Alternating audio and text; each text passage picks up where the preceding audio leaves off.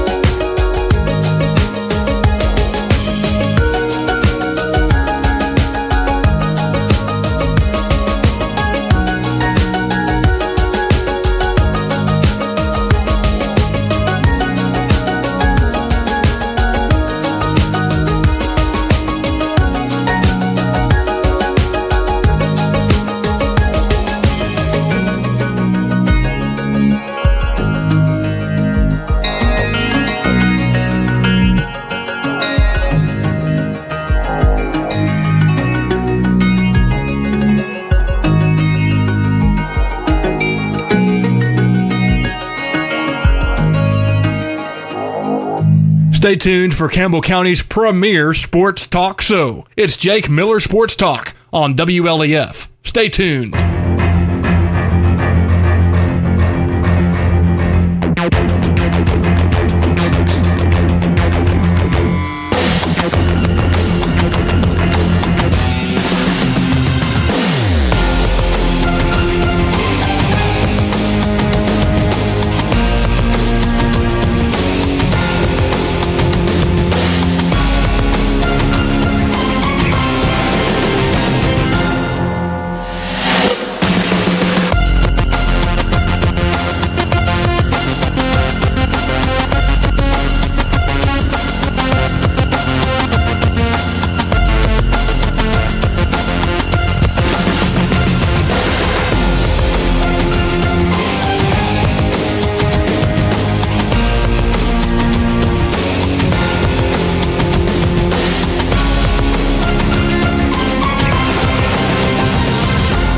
Stay tuned for Campbell County's premier sports talk show. It's Jake Miller Sports Talk on WLEF. Stay tuned.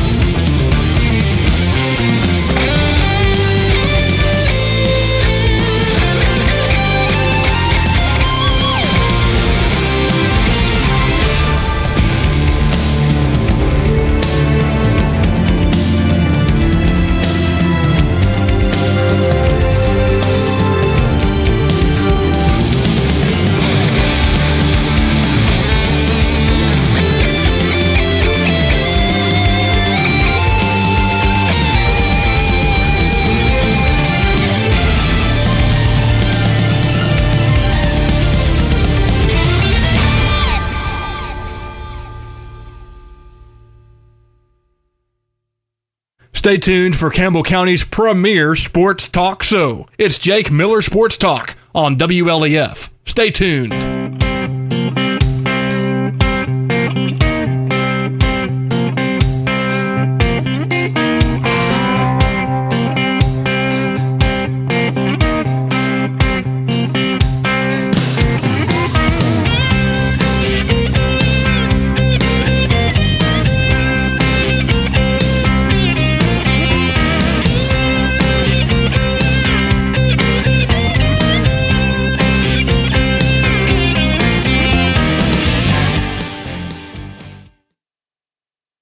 The views, opinions, positions, or strategies expressed on this program do not necessarily reflect those of the staff, management, or advertisers of WLAF.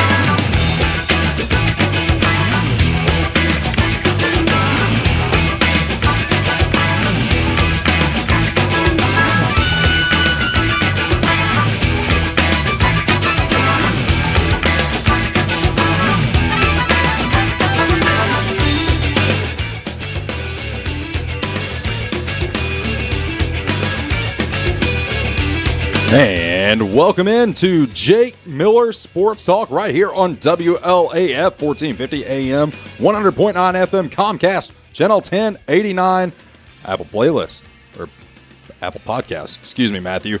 I'm going to get it right eventually. Spotify. Anywhere you get your stuff, we are there with you guys. Jake Miller Sports Talk is presented by the Marlowe Agency with Shelter Insurance. Derek Marlowe and Company are here to serve you and protect not only your assets, but protect you as well. Whether it's your car, your boat, your house, your business, or your life, the Marlowe Agency does it all. Give them a call today at 423-352-7735. That's the Marlowe Agency with Shelter Insurance, 423-352-7735. And let them know you heard about it right here on Jake Miller Sports Talk. As we are on the eve of homecoming on the Hill, Campbell County takes on Sweetwater tomorrow night, 7 o'clock.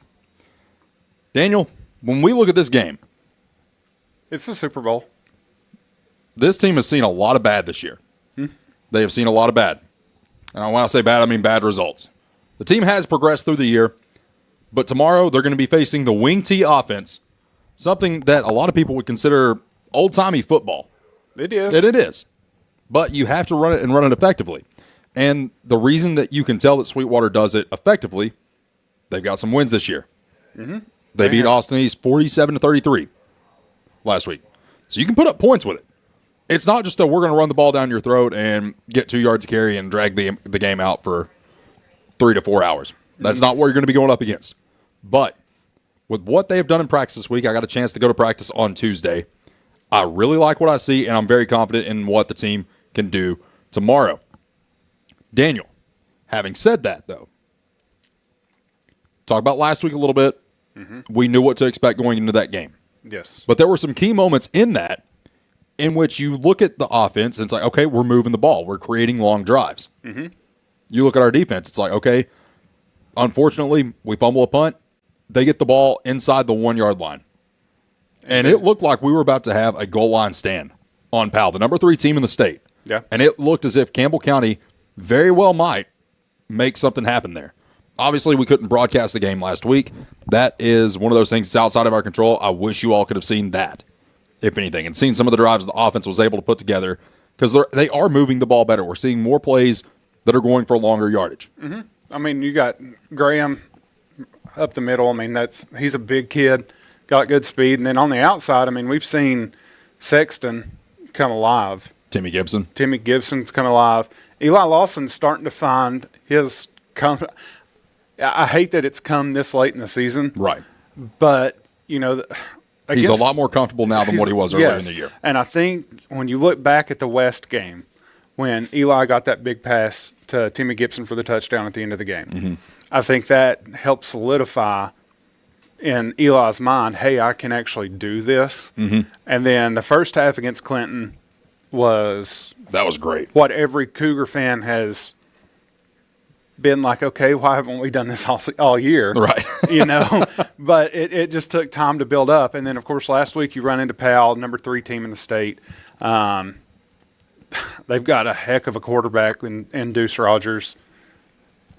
he's hard to bring down. I mean, and you saw him during warm-ups too. I mean, you look at Deuce Rogers, you look at some of the throws he's making just in warm-ups, and it's like, oh boy. Yeah, he's a big kid, got a big arm, and honestly, Jake, I don't know if I could tackle him right now. No, and that's one of those cases. Imagine you're going up against someone who's about to be one of the best recruits out of the state. Imagine this person's a wide receiver. There's a Hail Mary thrown to the end zone at the very end of the first half. The guy goes up and one-handed Odell Beckham's this thing and gets the team a touchdown. And you're on the team and you go to the locker room, you're expecting to get chewed out. But you know what happens? The coach walks in. It's silence for about 30 seconds. Boys, there's just nothing you can do about that. No, there's not. I mean, that's just part of football. You know, it's the way I put it is Powell, and just for our viewers, just to put this in perspective, all right? Powell is like UT when ETSU came up in Campbell County. It was ETSU. Yes. I mean, there was effort made. But there's just nothing you can do about something like that. But there's just nothing you can do. And, yeah, I mean, talent is a big part of it. I mean, Powell is in the middle of Knoxville. You've got several different schools that kids can come from to go to Powell. Right. You know, with Bearden and West both going through their situations that they went through this offseason, Powell benefited from that. Right. You know, that's just part of it. That's part of high school sports nowadays is who is going to go where. You know, last week we talked with your Uncle Mike, your Uncle Mike. I'll just call him your Uncle cousin Mike. Mike. I just call him Uncle Mike too. Coach Mike Reynolds. Yeah, Coach Mike Reynolds. And, you know, I asked him about I don't want to say recruiting, but it kind of is recruiting. It basically is. In high school football and basketball. Mike said, you know, in basketball, there's not really that big of a thing that you can worry about. Right. I think on the flip side of that, in football, there's a lot. There's a lot of it that's taking place. And I think what's hurting Campbell County right now, and Jake, this might be totally off base, and I know you'll hold me to it, but where is Campbell County pulling players from? La Follette and Jacksboro. They're not.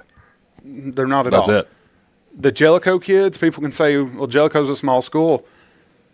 What Jellicoe has right now with Coach Brent Peel and all of his assistants, Right. they're winning games. They are. By the way, Gavin Dabney, what a catch in the end zone last week. I saw that play. That was incredible. I saw it. That was nuts. That was nuts. Go get him, G. Yeah. But those kids from Jellicoe aren't going to want to transfer to Campbell County. No. Because they're winning. And I've said it multiple times on the show, and I'll continue to say it. A kid don't want to go somewhere where they've had it, where a losing record is a common thing. Right. And there for a while, it wasn't. It wasn't when Matt and Justin Price were here. And, you know, I'm sure people are tired of hearing me harp on that and mention it. Yes, we're outside of the Price era now. But what they laid was a solid foundation for Campbell County to build upon. And I think that there were some questionable decisions made on who we brought in after Matt and Justin left. I do think, though, that they hired the person with the best resume. Yes. Pemberton probably had the best resume out of anybody that was interviewed. Mm-hmm. When you put state championship on your resume, you automatically get eyes. Yeah. You automatically get eyes. His system was not what this school needed. No, I mean, that's what it was. I mean, offensively was not anything like what we were running. Kids had to learn an entirely new, different type of offense. And then they have to switch back this year because you have guys that have now ran 3 different offenses in 3 years. And that's not as simple of a change as what people think. I mean, I was lucky. It's like, would you run a pro-style offense with Hendon Hooker? No. Could you imagine if Josh Heupel went from the spread to a pro-style offense with Hendon? No. It just – and see that – I want to word this right, but last year Campbell County had some transfers out of their system. Yep. That went a little farther south. Mm-hmm. Those kids benefited from that transfer. They did. One of them's now playing D1 football up at ETSU. Mm-hmm. One of them's up at University of Cumberland's. Mm-hmm. They did what they needed to do. Am I mad about it? Absolutely not. Those kids did what they needed to do. They went farther south, and they put on a great show. Did that hurt Campbell County last season? No. And I'll tell you why.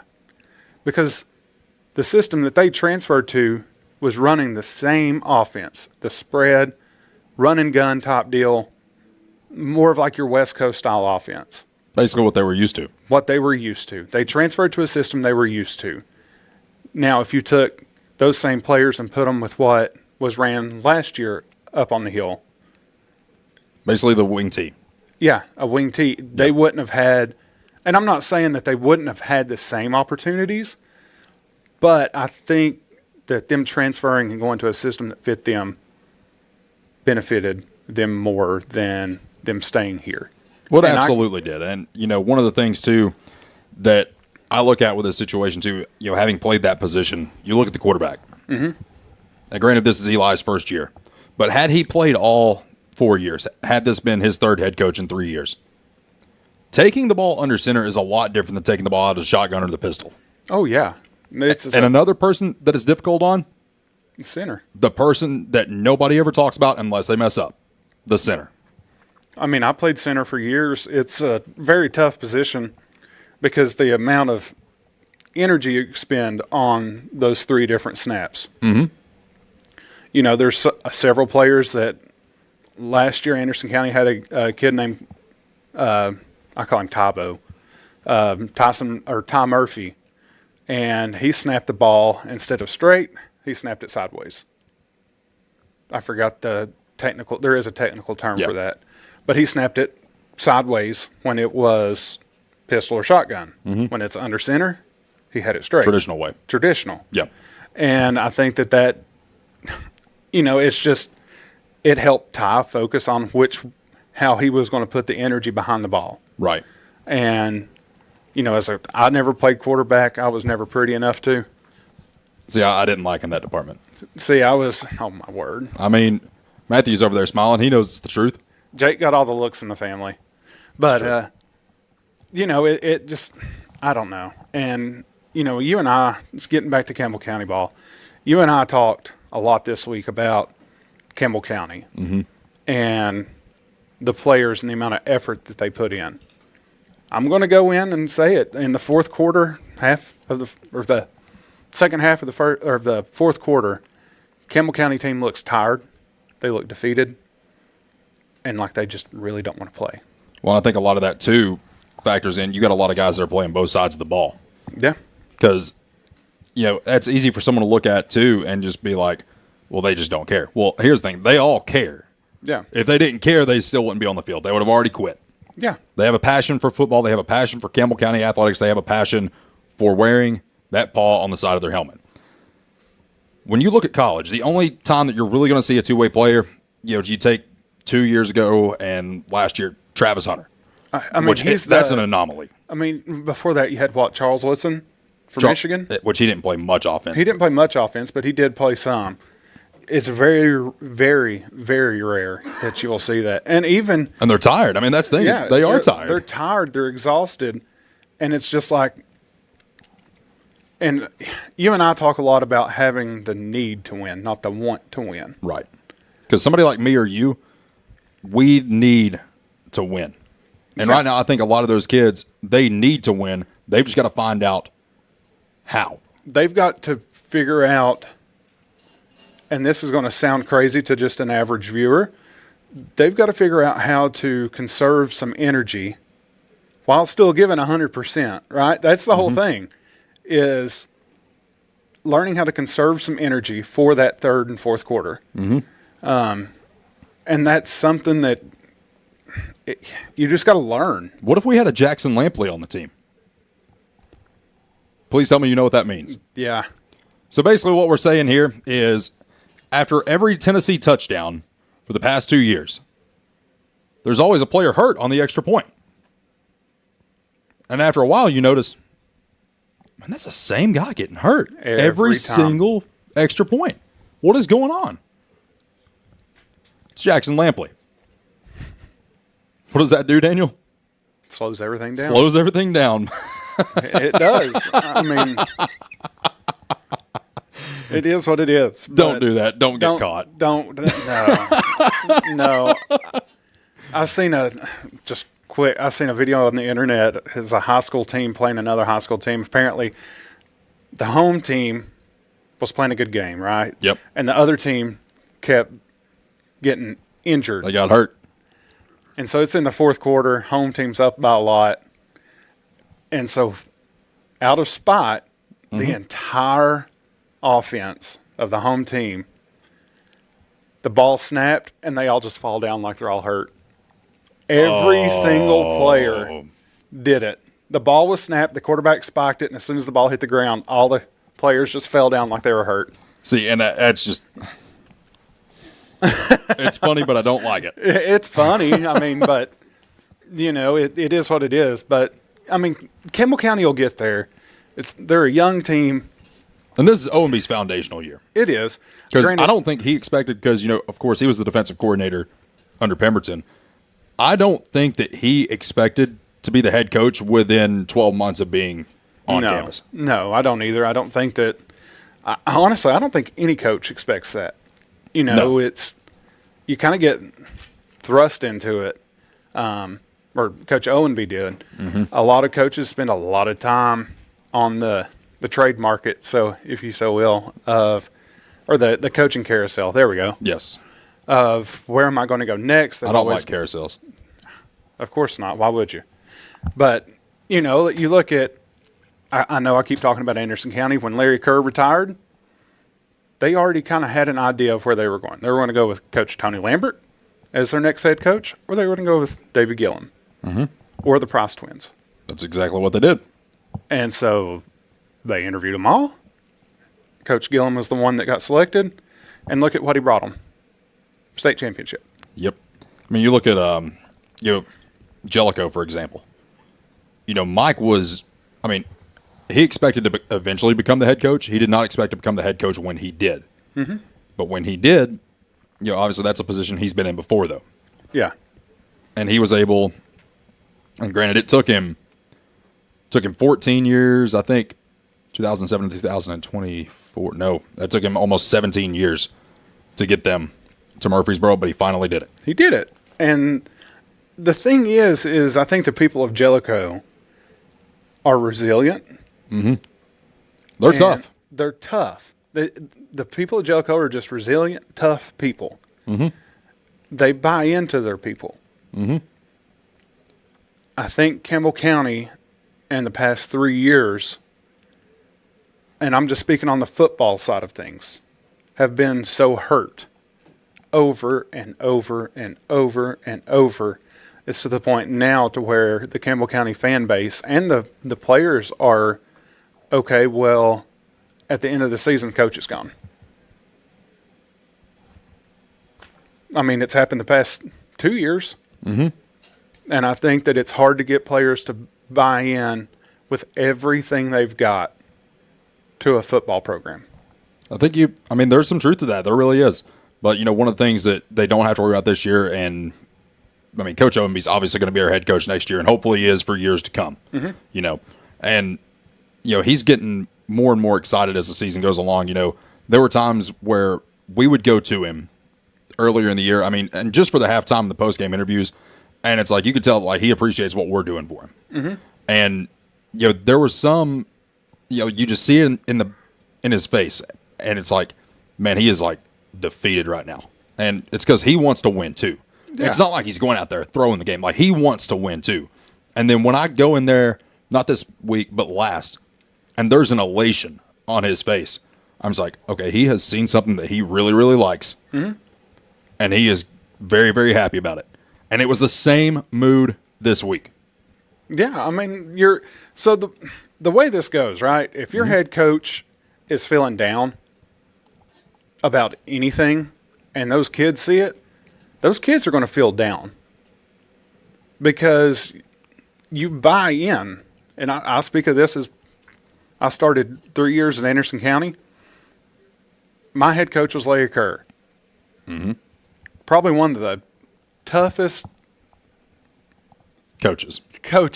Yeah, one of the toughest coaches. He'd get this far away from you, and he's yelling at you, and there is Copenhagen flying out of his mouth, landing on you. But he was all in for the players. Right. If I got ejected from a game, if one of the other players got ejected from a game, I didn't have to worry about arguing with no ref because coach You is had already, to deal with him. Yeah, I had to deal with coach, but coach was already on the ref about why I did what I did. Even he didn't even know what I was doing. Right. But he was there fighting for his players. And, that helped the players, my teammates, realize that, hey, coach is there.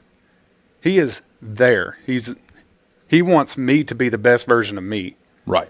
And I think Coach Owenby is trying to instill that. Right. But it goes back to what I just said a few minutes ago about 3 head coaches, 3 years. Mm-hmm. I don't know if, me personally, if my mentality, if I could have kept the same, we're going to win this attitude if I had 3 different head coaches in 3 different years. Right. I mean, you just ask anybody that played at the University of Tennessee in 2010, 2011, they went through 3 coaches in just as many years as well. And this is before the transfer portal became what it is. Mm-hmm. They were just stuck. Like, they had no other choice. They were stuck. I mean, there was no transfer portal. The McDonald's bags weren't hot yet. Oh, no, they were hot. You think they were hot? Oh, yeah, they were hot. How do you think we got Bryce Brown, Jansen Jackson, and New Keith Richardson, and David Oku all in the same recruiting class? Do you think that they were, like, life-changing amounts of money? At the time, maybe, because they'd probably never seen that much money in their life. Fair, but it's not what NIL or anything is. Oh, it's nowhere near what it is. I mean, we were talking, during the Jeremy Pruitt era about how there was an offer made for $70,000 for a kid to commit. Mm-hmm. $70,000. Well, that same player today is probably making $700,000. Oh yeah, that's a house. That's a car. Nowadays, I mean, it's it's a lot different than, hey, your McDonald's bags right here. Just take the McDonald's bag and go eat your double quarter pounder and suits ready. Yep, suits are ready. They're tailored. They are crisp. They are clean. Just whatever's in it. Don't want to know about it. We want to show off something real quick, Jake? We're going to save that for later in the show. We're going to save that for later? We're going to save that because okay. This is really nice, actually. It is nice. Shout out to Burgess. Great job. Yeah. Those are fantastic. Nice and fuzzy. And Caden Poston, I know you're watching. Your CCO shirt. It's happening. It's happening. And the hashtag line preacher will be across the back. So, do we want to do it across the neck or do we want to do it on the sleeve? Oh, that would do it on the sleeve. Just like right above the cuff? Yeah, right. Oh, that'd be nice. Yeah, that'd be nice. We have to put it on the back because then he could just roll the sleeve up and. Yeah, we got to put it where you can't hide it. Yeah, that's what we're going to do. Yeah, but Caden Poston, your new CCO. I think he's always been the CCO. He just now got the title. He's officially got the title of CCO. And we're going to have to deal with that here in about 20 minutes because we got assistant head coach of the basketball team, Brandon Clawson, coming to join us here at about 6:40. Coming up next, of course, Campbell County hosted Fields of Faith last night. It's an event they put on every year, and they always do a fantastic job with it. And when I found out who was going to be here, at first it's like, well, I don't cheer for that team. I normally don't like that team. But when I found out who it was, it's one of those people in which they speak on their faith, and you know it's authentic. Yeah. There's no sugarcoating it. It's not just for the camera. It's real. Yeah. And that is Kentucky head baseball coach Nick Mingione. We got to interview him last night. And, once I got the call, it's like, hey, come on down. All right, let's make it happen. Well, we made it happen. So coming up, we're going to show you that interview and more. Stay with us. Jake Miller Sports Talk continues right here on WLAF. Jake Miller, WLAF here, 1450, here at Campbell County High School for Fields of Faith. Pleased to be joined by the head coach of the Kentucky baseball team, Nick Mingione. Coach, how are you today, sir? I'm doing awesome. Thank you. Sun's out.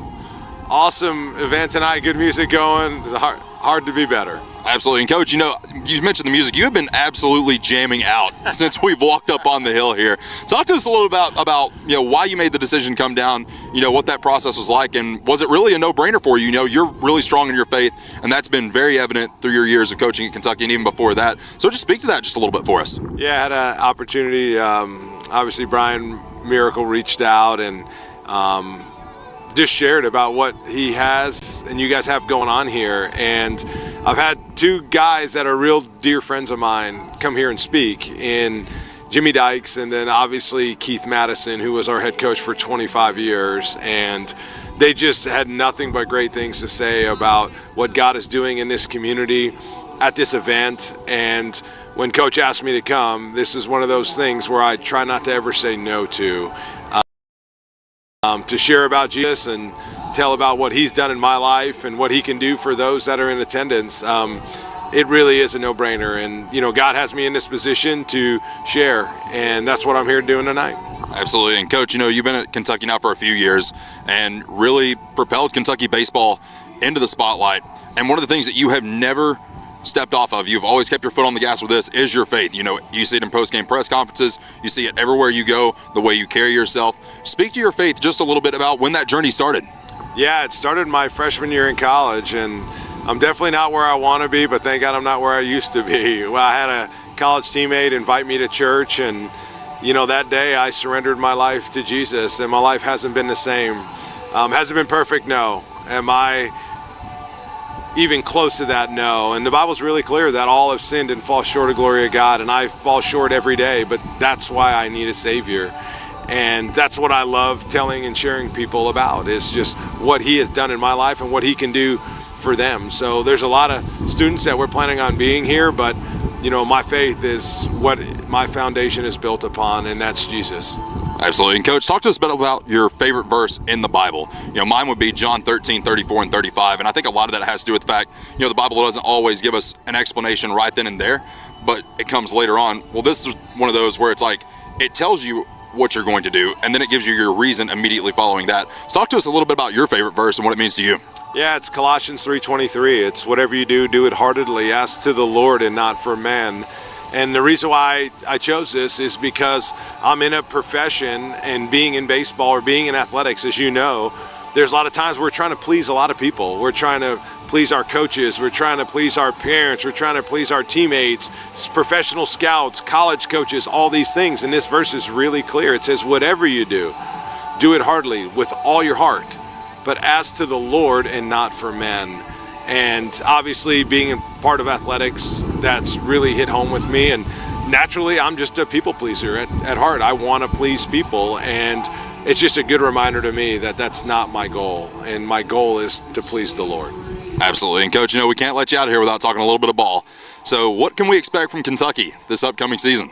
Well, right in the middle of our fall practice. So I always say, this is when we really lay the foundation of our program and what the season is going to be like. In the state of college athletics, there's a lot of first-year players. So for us this year, again, it's no different, just like almost every college baseball program. So we're in the middle of laying down the foundation of, what's important to us at Kentucky and what makes our program special.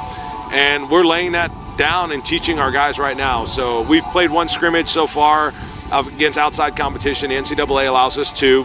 We played West Virginia this past weekend, and we ended up winning 26-10. But like I always say, the fall is preparation. There's times where that's just what it is. It's not necessarily an indication of what the season will be like. So for us, our team's at its best when it's serving each other. We're playing with energy, we're competing with confidence, and we're focused on us.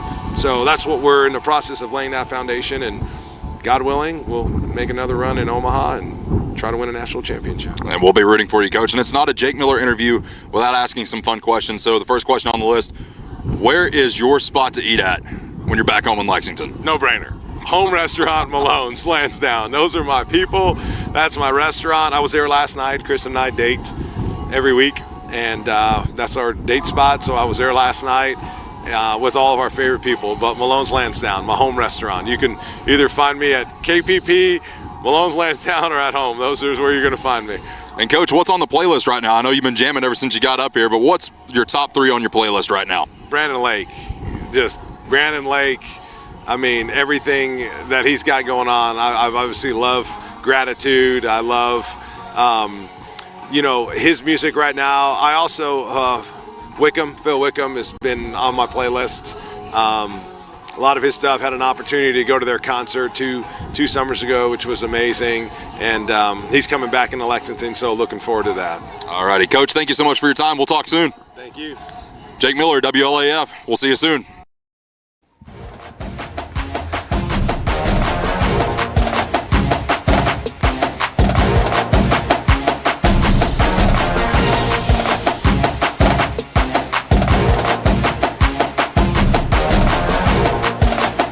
Can we use this in the intro? Like, I'm really liking this beat. Yeah. Since some people don't like us using regular music. I'll tell you what, though. Traffic was absolutely terrible today. I mean, not just in La Follette, but, of course, I got to drive from Lenore City all the way back up here. Keep in mind, I leave Lenore City about 3 o'clock. 3:30, 3 o'clock. And I get on the exit ramp, headed back up 75 to get on 40. Already started. Yep. 10 miles an hour through West Knoxville. So if you'd like to sponsor this show and keep me from having to make that drive, I would very much appreciate it. Send an email to Jake Lloyd Miller at iCloud.com. Find me on Facebook. Find Matthew on Facebook. Find Daniel on Facebook. Find Coach Clawson on Facebook and say, hey, we do not want this young 30-year-old man to keep having to make that drive every day in his sunburnt Silverado. Let's keep him home. Give him a call. Hey. Perfect timing. You could not paint a better picture. That is the best picture that I could have ever painted for that moment. Anyway, Daniel. But yeah, stuck in traffic the whole day, right? Yep. I don't know why we're doing a precursor to the water cooler here. It beats me, man. We've kind of got this thing going, though, Jake and I, that when Jake is in the middle of a rant, he can just call me, and as soon as he does, something happens. Mm-hmm. So he calls me. He's like, man, you would not believe I've been stuck in traffic for 45 minutes going 10 miles an hour. We ain't moved. Okay. I'm sitting there. I'm doing my thing. He's like, okay, we're moving now. And week before last, Tennessee's playing Arkansas. Playing Mississippi State. Yep. I'm going to get a dog. I'm up in Scott County getting my beautiful little dog, Lululemon, who is perfect in every way. Jake calls me. Man, what has happened to our coach? Man, he's turning into less miles. He's turning into less miles. He don't know how to manage the clock. I mean, Jake's just going on one. And then he's like, okay, we scored a touchdown. We're good. I mean, that's pretty much how it goes. If I gripe and complain about something, all of a sudden it's fixed. If I say something positive, it all just falls apart. Yeah, everything's got to be negative in the world of a Reynolds. I mean, that's, as Papa would always say, negative, negative, negative. Ball, ball, ball. The ruination of this world. Every day. Every day. That's what he would look at me and Mike and say. Oh, speaking of, let's... Yeah, so we did not plan this at all. So I'd intended to go home and change. Unfortunately, traffic prevented that. So it's like, okay, well, I got to start keeping an extra shirt in the truck, and everything's going to be all right. So what we've done tonight is I'm representing the North End Zone, the West Club, the East Club, the Tennessee Terrace, basically anything on the sidelines. The rich people. South End Zone. Woo! Go Vols! That was a little loud, sorry. That is the South End Zone right there. Go Vols. Yes. VOLS. We have the new restrooms. You don't. I like troughs. There we go. We have resorted to trough talk here on Jake Miller Sports Talk. Completely unintentional. Of course, Tennessee taking on Arkansas this weekend in Neyland Stadium. I will be there. I will be loud. I will be loud, as I always am. But, Daniel, you and I have talked about this before, about how Neyland Loud is not Neyland Loud anymore. No, it's not. It's changed. I mean, I like it. As a dad, I like it. I like being able, if my kid wants to go, he can go and enjoy it, right? I mean,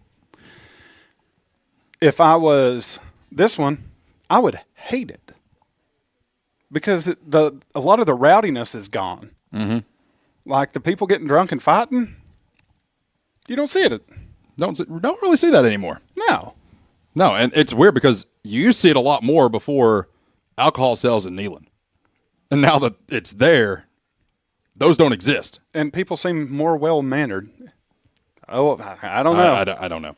Anyway, Tennessee enters this game as a 12.5-point favorite, which is one of those things in which you look at on paper, because we talk about this all the time, how things look on paper doesn't necessarily reflect what it's going to be. Because looking at it on paper, it's like, okay, they just fired Sam Pittman. You wouldn't believe. You wouldn't believe. But guess who they have replaced him with to be the interim head coach? Bobby Petrino. Who owned Tennessee when he was there? Bobby Petrino. Absolutely owned Tennessee. Now, granted, he did fire quite a few members on the staff as soon as he took over as interim. But one of the things you have to look at with him, this is going to be a completely different Arkansas team. You have no film. You have no film. Arkansas very well might come out and win this game. I don't think they will. But if Tennessee covers the spread, I might be surprised. Oh, yeah, I'm not. I think I picked Tennessee not to cover when we played Mississippi State, and I'm going to stick with that when we do our picks later in the show. That's so weird because usually, like in the past, you've been able to basically look at Tennessee, look at the first quarter spread, because in Heupel's first and second year, that was a gimme bet. Mm-hmm. It was like Tyrese Halliburton scoring 20-plus points a night. It was a gimme. That is not necessarily the case anymore.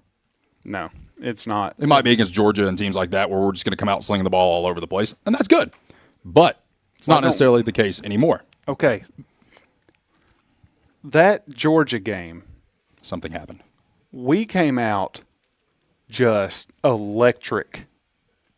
We've not seen that same team since then. No, we have not. And we're going to break that down a little bit more in the second hour. When we return, assistant head coach Brandon Clawson joins the show. We've got him fed. We've got him ready to go. We are ready to go. Stay with us. Jake Miller Sports Talk continues right here on WLAF. When you think loans, think green and look for us under the big green sign. First National Bank on the 4-lane La Follette. Our hometown staff welcomes you by today. See Brian. Ask for Carrie. Look for Beth behind the counter. Or see Taylor at the drive-thru. First National Bank Oneida. Member FDIC. Equal housing lender. Your family, your future, your bank. First National Bank. Cougar fans, get your First National Bank orange and blue Cougar debit card.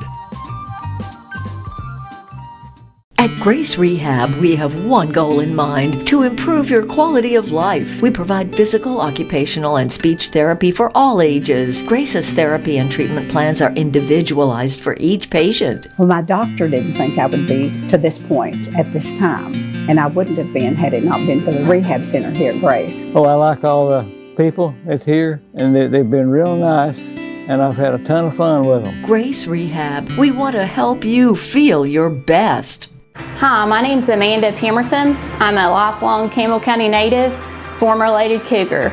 I'm a personal lines agent here at Gray Insurance. I would love to help you out with all your home, auto, life insurance, and health needs. We're an independent agency, so we can offer you a wide variety of companies. Come see me and I'll be glad to help you with all your insurance needs.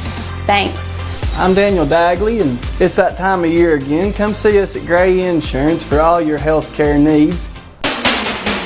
If you're looking for quality at bargain prices, look no further than Hammers in Clinton. Family owned and operated, Hammers is there to help you stretch that dollar. Need jeans? Hammers has them. Need boots? Hammers has those. Need something orange for game day? Hammers has that as well. And don't forget to check out their home decor. When you visit Hammers in Clinton, you save money and time with a one-stop shop. And don't forget that RC and moon pie before you leave. Hammers, off the Clinton exit, just past Community Trust Bank.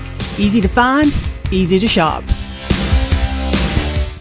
Need tires and alignment? How about an oil changer, maybe brake work? Whatever your car, truck, or SUV needs, the folks at Hensley Tire and Service are ready to help you. When it comes to your vehicle, come to Hensley's Tire and Service. You'll find us in La Follette, where Indiana meets Beach. For your next set of tires or service needs, call Hensley Tire and Service, 423-563-8473. Go Cougars!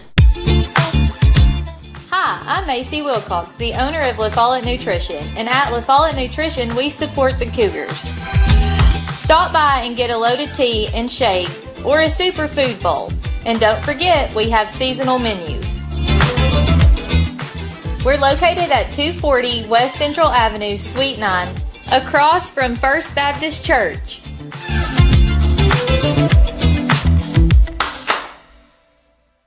I'm Bailey Ball. Come see my dad, Billy, at La Follette Mine Supply. Hey, he's my dad too. Come see our dad. For septic tanks, PVC pipe, septic chambers, and rebar. Be sure and ask about our low prices on Tractor Ag Fluid, Def Fluid, and Rotella T4 motor oil. What's that? No kids zone? You can read? The staff at LUB, La Follette Utilities Board, is there for you. You may be needing new service at your future home. LUB crews bring the experience, know-how, and equipment to put you in service. And when troubles arise, LUB crews are there, no matter the hour or the day, to restore your service. Connect to LUB.org or call 423-562-3316 for assistance on new service, existing service, or to report an outage. Count on LUB to be there. Right here is where it all started. Right here on this corner. This was the first building for People's Bank of the South. This is where the ideas, tradition, way of doing business, and the mission of taking care of its customers evolved. Then it was on to the new bank with Campbell County's first, a drive-up window. From 1917 to today, People's Bank of the South is here for you. People's Bank of the South is in the heart of La Follette, between La Follette and Jacksboro, near the mall and at North Clinton exit 122. We invite you to come see us at People's Bank of the South, member FDIC, equal housing lender.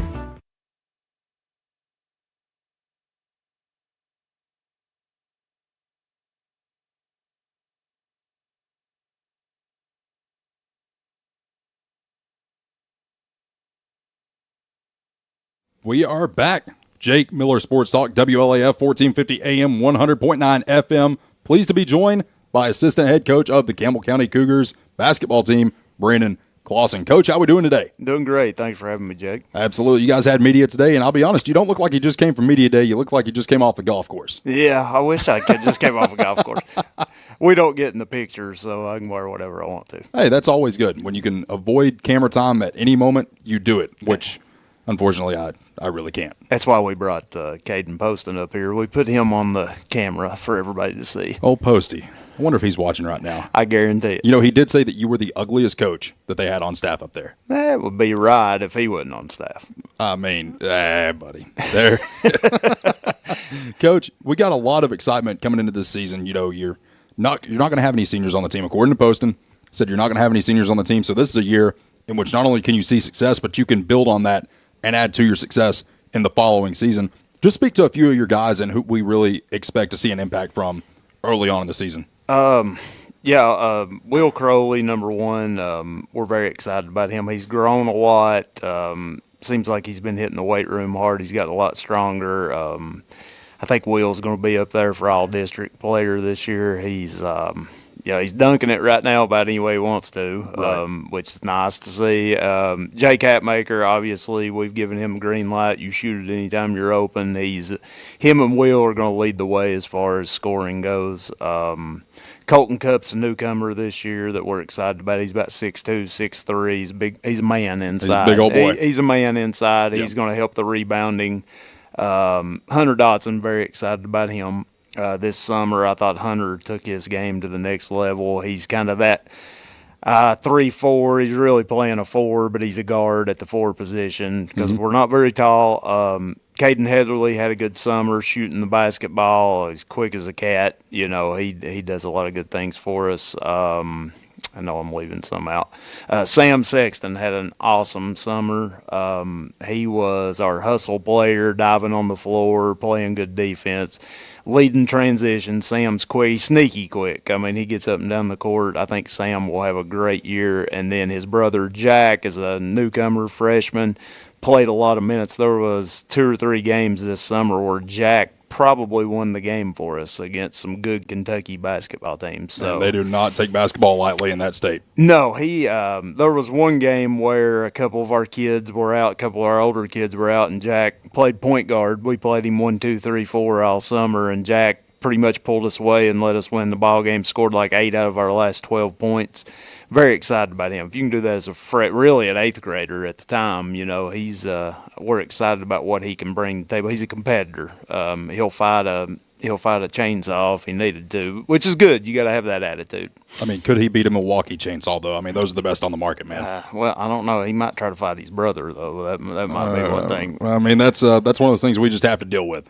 No, we're excited about Jack. We played this summer 7 or 8 kids. Pretty content with that.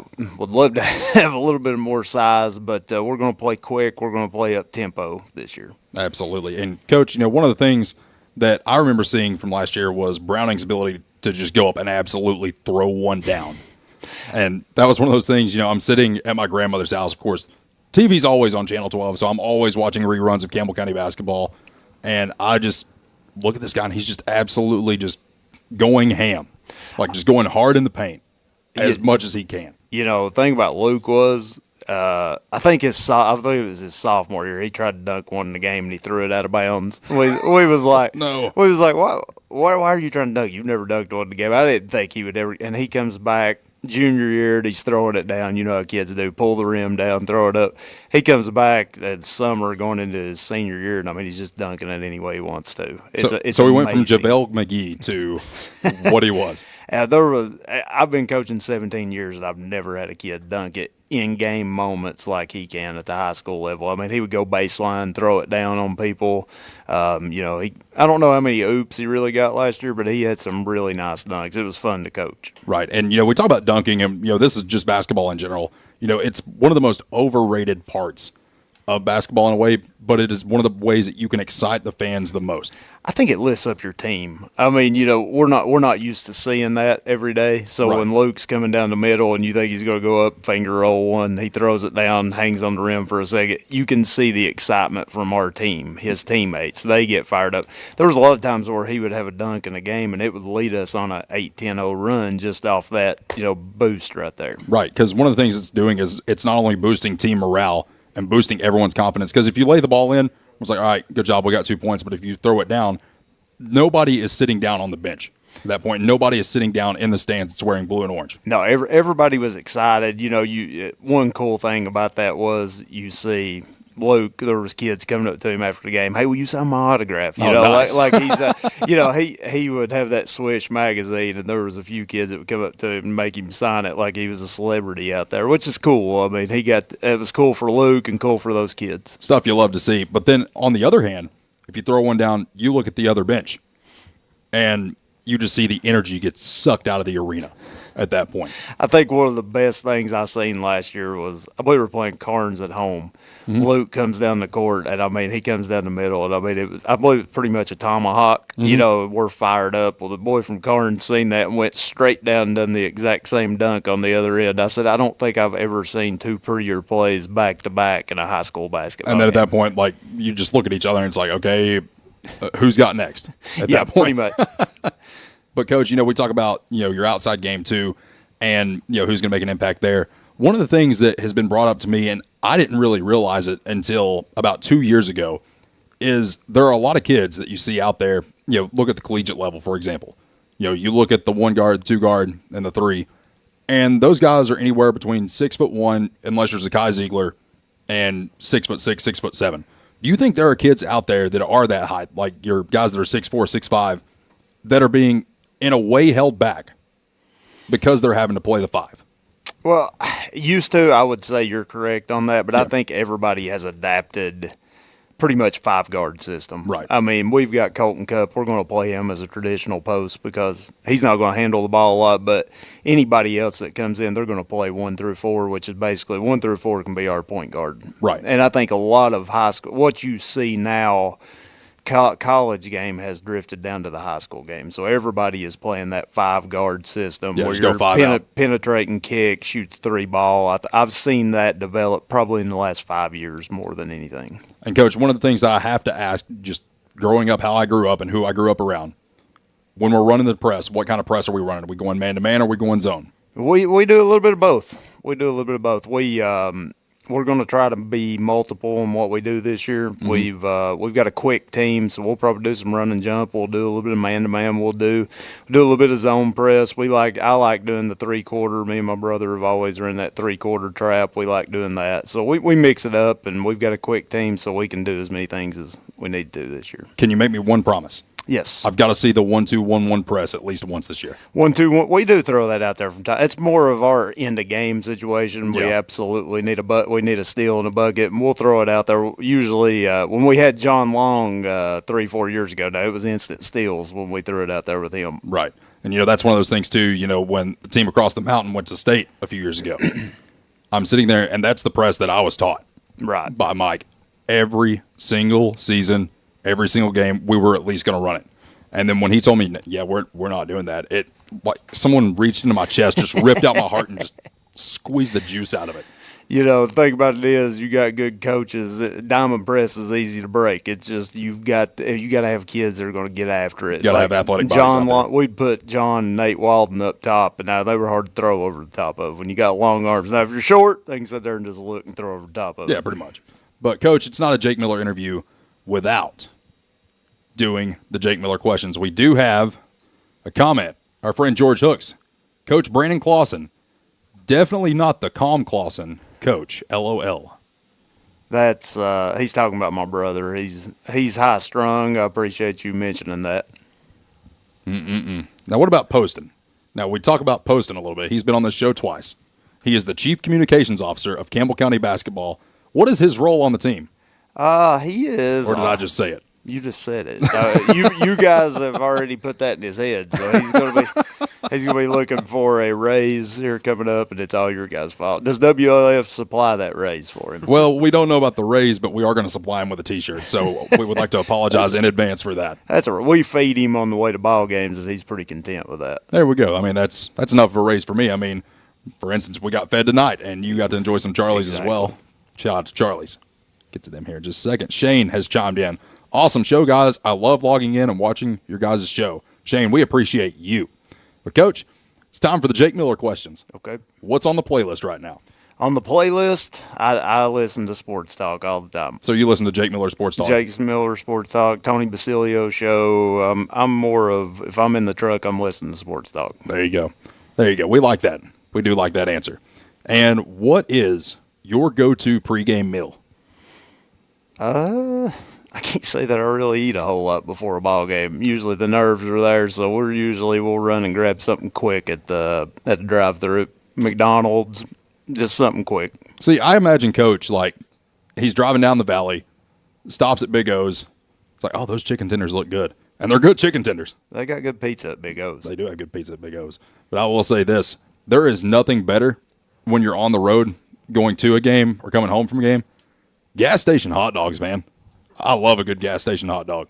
A good gas station food's the best, in my opinion. Oh, yeah. Could you imagine, like, if there was, like, a copycat Buc-ee's that we could start here? What you got? We call it Poston's. There you go. Let Caden run it. No. Going back to the beginning of that, are you guys, we upset Central? I think it was 3. Caden was a senior in high school, so what would that have been, 3 years ago? Yes. We upset Central, and Jordan Day runs off the court, and Caden chest bumps him, and Jordan Day goes flying across the gym down there. Have you guys never seen that? I saw the clip of it. You need to bring that. That needs to be on like your all's intro when you come in. Caden chest bumping Jordan Day and him going and throwing across the court. I mean, that's in the video. You just see Caden, and it's like he's running fast, and then all of a sudden you see it. The best parts of Josh Parker's like he's fired up, and then he goes, "Hey, Caden, Poston." Posty, we love you, man. Golly. Jordan still hasn't been back to a game because he's scared of Caden. Is that why Jordan's never been back? That's it. That's what it is. And, Coach, before we let you go, just talk a little bit about your journey down to Campbell County. I think you were at Livesey. I was before you got the job up here with your brother. When I first got out of college, I went to Powell Valley, which is where I went to school. I coached for 3 years at Powell Valley, and I was at Livesey for 10. And I was the feeder program to Ernie Mac's high school teams, and we got an opportunity to coach together. We'd always wanted to do that, so we came down here, and I've learned a lot from him. It's been awesome getting to coach under him, and we probably drive each other crazy from time to time, but it's been awesome getting to work day in, day out with your brother. You know, we've always been very close, so it's been a dream come true for us to get to work together like this. That is awesome. Coach, thank you so much for your time. We'll talk again soon. Make sure you grab another slice on your way out, by the way. Guys, I appreciate it. Absolutely. Assistant Coach Brandon Clawson, that is his appearance here on Jake Miller Sports Talk. When we return, the water cooler, my favorite segment, coming up next right here on Jake Miller Sports Talk. Right here is where it all started, right here on this corner. This was the first building for People's Bank of the South. This is where the ideas, tradition, way of doing business, and the mission of taking care of its customers evolved. Then it was on to the new bank with Campbell County's first, a drive-up window. From 1917 to today, People's Bank of the South is here for you. People's Bank of the South is in the heart of La Follette, between La Follette and Jacksboro, near the mall and at North Clinton exit 122. We invite you to come see us at People's Bank of the South, member FDIC, equal housing lender.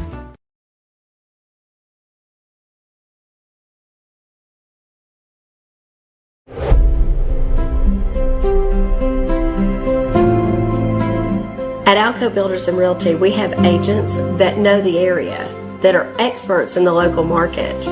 It's very important in real estate to have someone on your team that understands the market. Give us a call. We'd love to hear from you.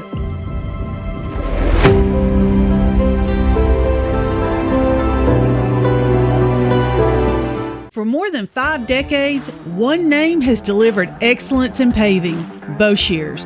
Boshears Paving. From the perfect finish of your home driveway to commercial parking lots to roads for a new subdivision, Boshears Paving handles all types of paving projects. Boshears Paving protects your investment, enhances curb appeal with expert seal coating and precise professional striping. Unmatched quality, reliability, and service you can trust. No matter your paving needs, Boshears Paving is your solution. Call them today, 423-562-2162.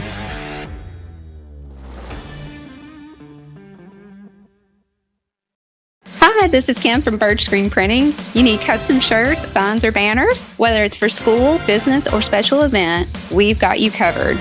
We're local, friendly, and ready to help turn your dreams into a reality. Fast, reliable service from folks you know and trust. Come see us at Bird Screen Printing. Let's get your next project started.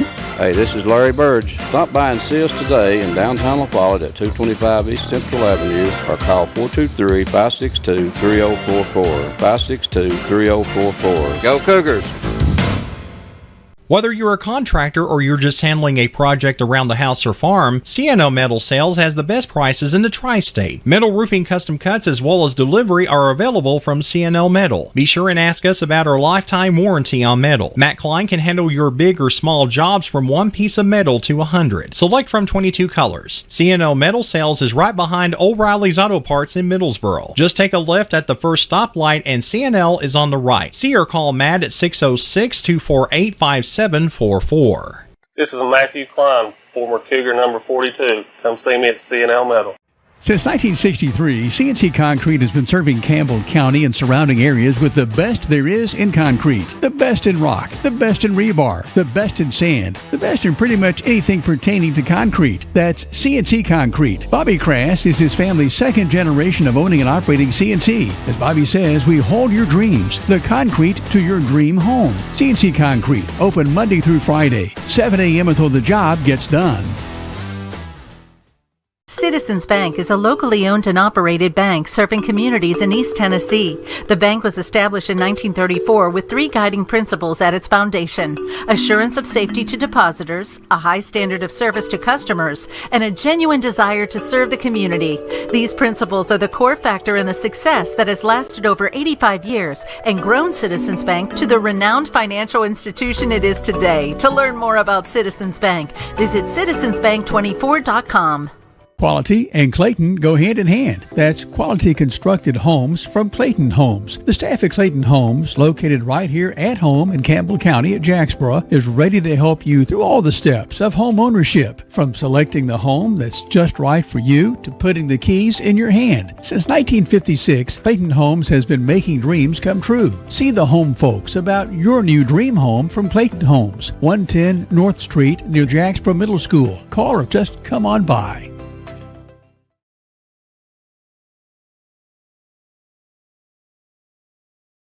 Comment on here.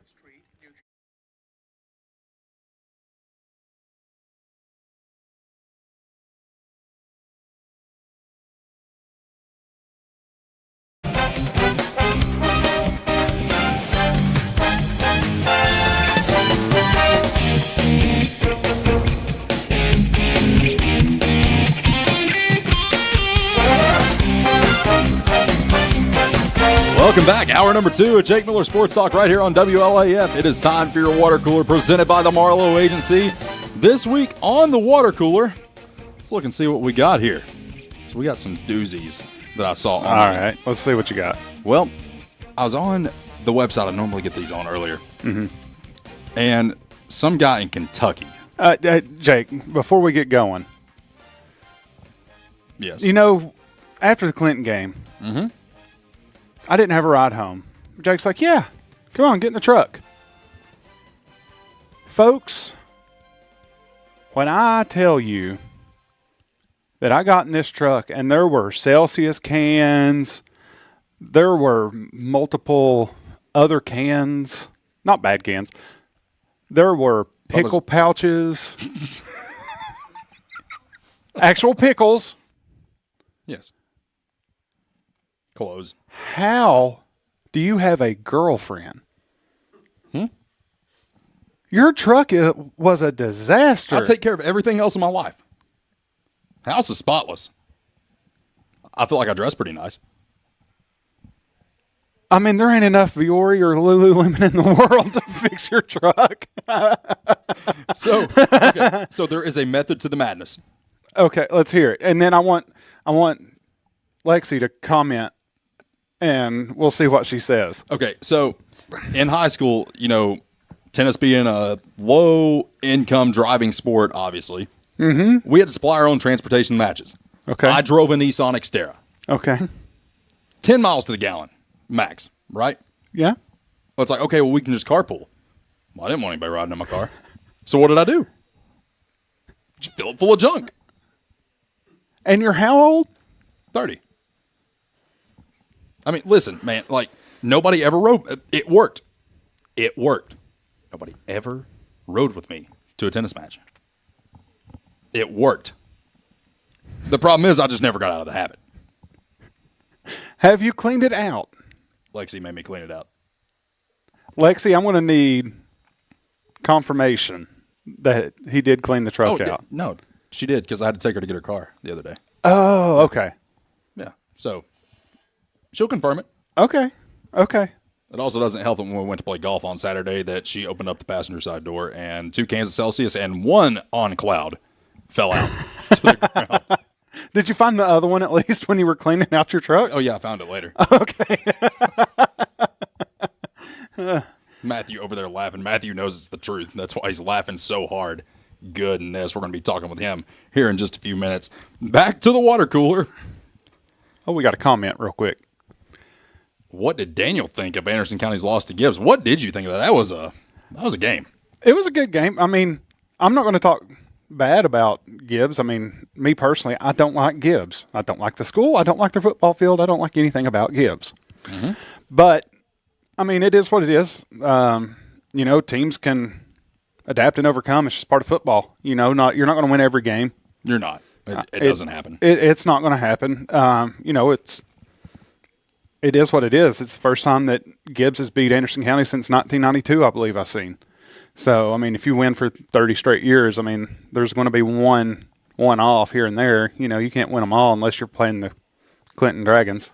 Kind of like Tennessee and Kentucky. I mean, yeah. I mean, it doesn't happen very often, but when it does, it's draining. Yeah. I mean, Anderson County's they've got some injuries, so I mean, it is what it is. You can't blame it on injuries. just a good game by Gibbs. Absolutely. And I think we have one more comment to get to here before we head on in the water cooler. I got one more story that I wanted to mention. See, our old friend Brent Allen. A dunk in basketball is equivalent to a running back trucking a defender. Gets everybody going. It actually does. It does. And it's cool to see. You know, when you and I were in high school, there weren't a ton of dunks. No. No. And that just shows the evolution of kids these days. I mean, I've got to the point where I call high schoolers kids, which makes me feel old or unk, as I guess young kids are calling them these days. But no, it's cool. I like watching high school players dunk. It's awesome. And I like watching running backs get trucks. I like watching a big offensive lineman just absolutely annihilate a defensive end on just pancaking somebody on a trap play. Oh, that does more for me than just about anything. Watching just a big offensive guard come through and just ear hole. So what you're saying is when Braden Graham absolutely mows somebody down tomorrow, that El Hope Dawson Stadium is going to be just absolutely jubilant. Okay, we've got confirmation. We have confirmation. He has cleaned his truck since golf on Saturday. This is true. So she does have your back. She does have my back. That's more than my wife would do. Thank you. My wife would say, no, he ain't. You know what he's done? What? He's probably sitting there and played them video games for about 8 hours a day and ain't done nothing. I mean, Call of Duty goes hard. I don't play no Call of Duty. Oh, that'll change in November. No, Battlefield 6 comes out tomorrow. It does. But, no, Lexi, thank you for the confirmation. That just proves that Jake is not a liar. That's right. Proves Jake's not a liar, contrary to what anybody says. And one of the things we want to talk about in the water cooler, we're going to just skip this story altogether because I want, Daniel, you to look at the screen, everybody else to look behind us, and what Matthew Moore has created. This setup, man. It's cool. Matthew, I'm very impressed. I didn't know we had these kind of capabilities. I mean, I knew this is the best production crew that I've ever had, period. But the capabilities we have, I mean, it seems like they're limitless now. Really, yeah. What we need to do, though, is like on my half of the screen, just put a bunch of people rushing a field or something, just chaos. And then on Jake's side, just keep it nice and professional the way it is. It's an idea. Because I am the chaos today, apparently. You are the south end zone today. But no, Matthew, this is a fantastic job, man.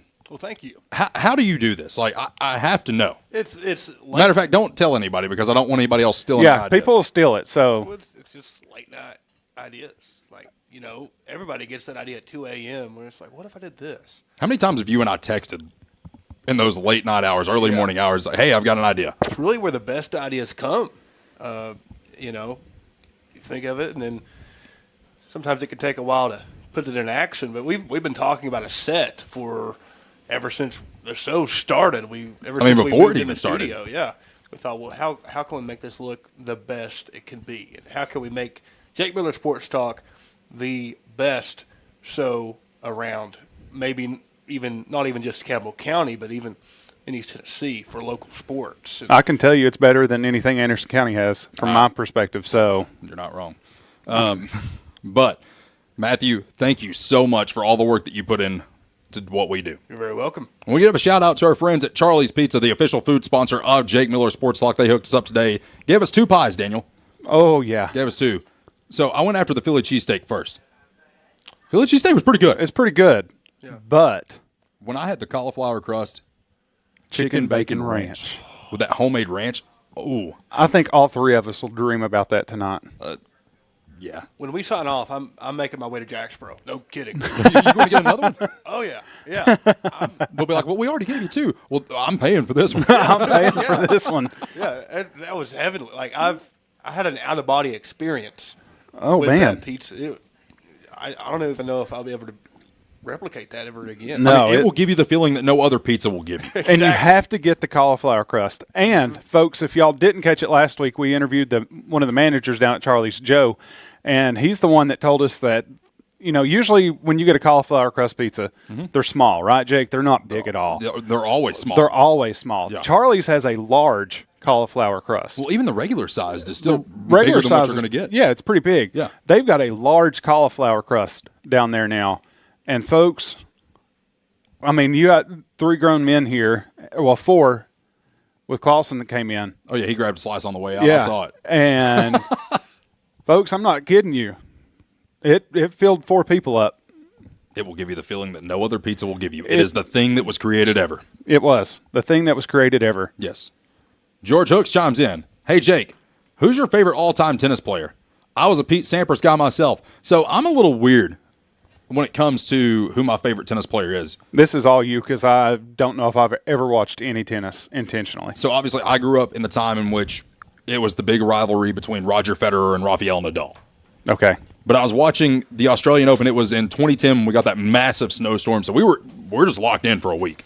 Like we couldn't go anywhere. It's like, hey, yeah, it snowed 20,000 feet outside. You're staying home. So I'm up 3 a.m. and Joe Wilfried Tsonga was playing in the Australian Open. Do you even know that name? No. This is the first time you ever heard that name. Yeah. He made it to the finals 1 time. But that's who I saw every single morning when I first started watching tennis, really got involved with it, and that's who became my favorite player. So I've heard of Rafael, whatever, and that other guy. Nadal and Federer. Yeah, I've heard of those 2. Then, of course, I've heard of Venus and Serena. You ever heard of Novak Djokovic? No. So he was the number 1 player after the whole Federer and Nadal rivalry for a while. And then is it... He was the one that didn't... Is it John McIntyre? Is he the... McEnroe. McEnroe. I've heard of him. I played him in a skit in high school. Really? Yeah. Oh, I bet that was comedy. Oh, it was, because I could just sit there and scream, and everybody was like, oh, yeah, this is pretty accurate. Dead on. But he did have, and this is a good topic, I think, him doing the comparison of Venus and Serena playing in a men's league. Mm-hmm. And I think, was it Venus that said that it wouldn't even be a competition, that they would lose? Mm-hmm. And so that just shows the difference in, I guess, the speed of tennis, right? Wrong? There's a lot of different factors that go into it, because something that a lot of people don't take into account, you have to be very, very smart to play tennis. Like, if you see somebody swinging a tennis racket at the professional level, just go ahead and assume that they have the IQ of at least 120. Because there's a lot that goes into it. Like, your mind is moving a million miles a minute, and if you're sitting there and you're not paying attention, someone serves the ball at 120, 125 miles an hour, and you're not thinking about it, it's just going to go right by you. Yeah. But before the ball is even hit, the person receiving the serve knows exactly what they're going to do, where it's going, and how they're going to react, or at least try. That's crazy. Unless you're playing Andy Roddick. I think Andy Roddick got one up to 147 at one point. Like, there's nothing you can do about that. That's one of those cases in which it's like, there is nothing we can do about this. We're just going to let this happen. At that point, I mean, it's, I guess the closest comparison would be baseball. You got Paul Skeens that comes out and throws 110.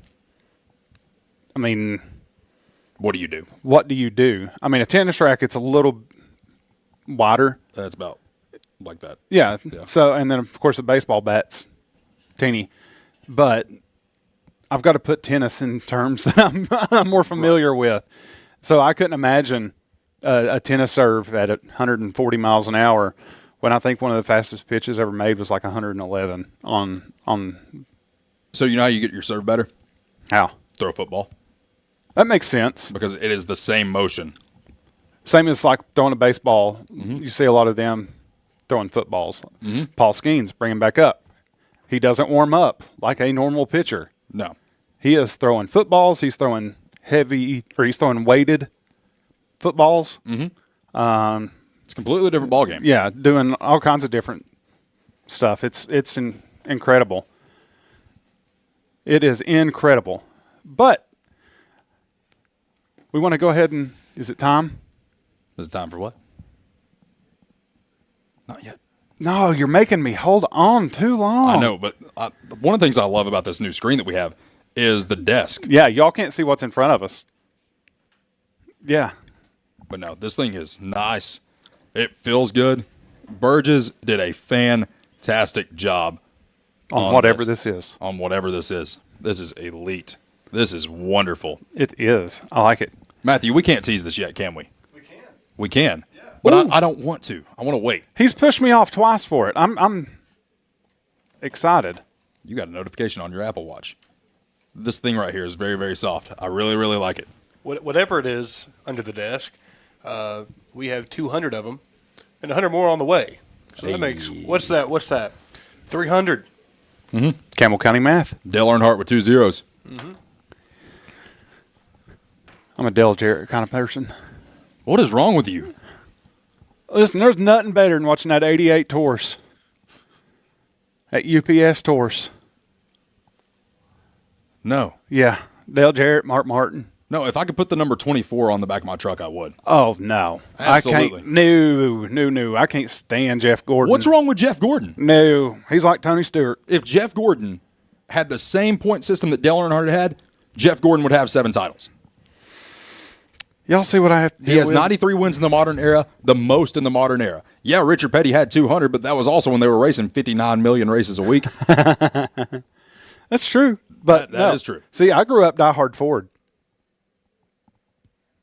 You still drive a Ford. I still drive a Ford, but my wife drives a Chevy. See, I'm either going to drive a Chevy or one of them cheating Toyotas. I like Toyota, but I grew up, it was Dodge, Chevy, Ford. That was it. Mm-hmm. And Pontiac. That was there for like literally a Pontiac's a Chevy. I mean, basically they're the same. But no, I was Team Ford through and through. I couldn't tell you a race car driver right now. You know what? Joey Logano. I lied. He's the only one I can think of. And when I guess it was his rookie season, is when I stopped watching racing. When he was in the 02, because he was going to replace Tony Stewart. Yes. I couldn't stand Tony. Yeah. No, that was the last. I got into F1 for a while and really enjoyed F1. If you want to see some racing, F1 is where it's at. F1 is where it's at, because you're not talking about going 150 and 200 miles an hour being something. Yeah, we could. I could make a call. If we want to talk racing someday, I got just the guy to call.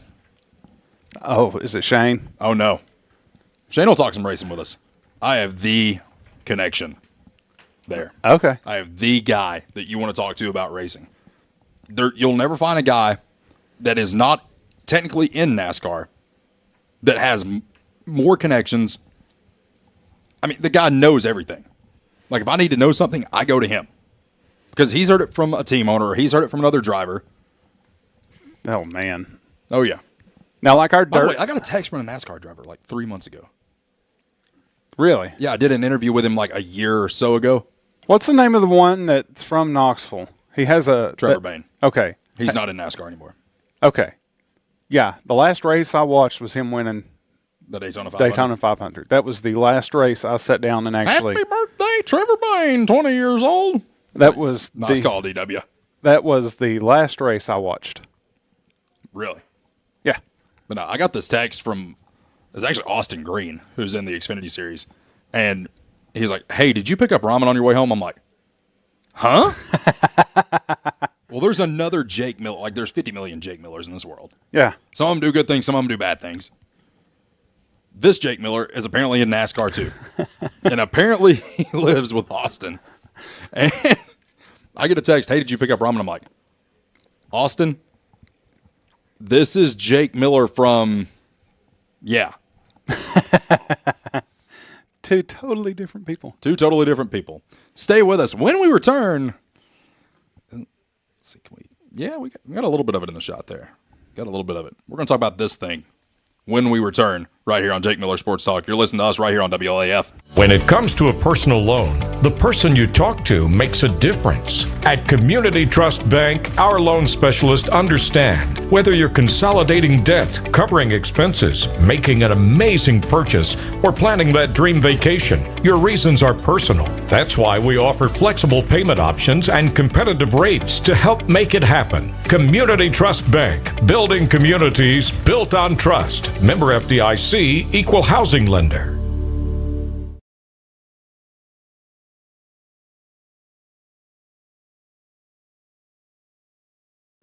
Hey, this is Chris Malone at Bull's Tire Shop.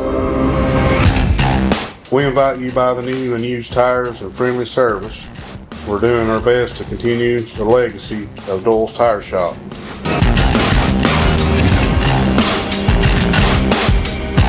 Come see us on the 4-lane next to Eagle Tire Pro, right between La Follette and Jacksboro. Doyle's Tire Shop. The tradition continues.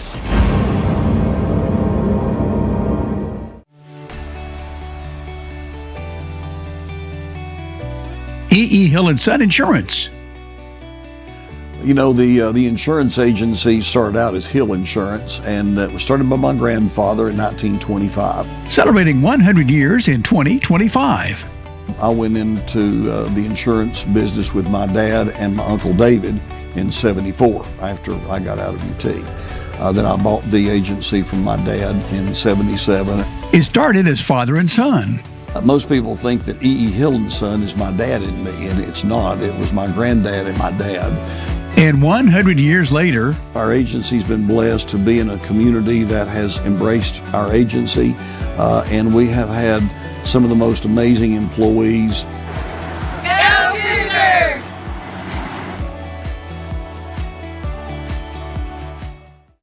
When you think loans, think green and look for us under the big green sign, First National Bank on the 4-lane La Follette. Our hometown staff welcomes you by today. See Brian.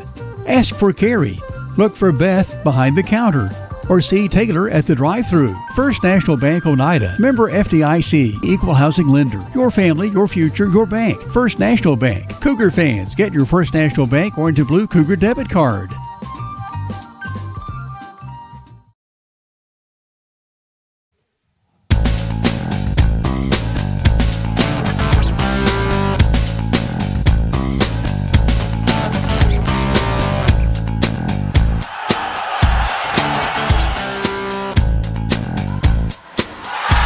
Welcome back. Jake Miller Sports Talk here on WLAF. I got one side of this thing. Daniel's got the other. So, guys, a couple weeks ago, after the Clinton game, you saw the video that was posted to WLAF's Facebook, me encouraging the community to rally around this football team and how we are all in on the orange and blue. We still are. Well, before that, I'd actually called Matthew, and I think you had actually called me. Yeah. Before I called Matthew.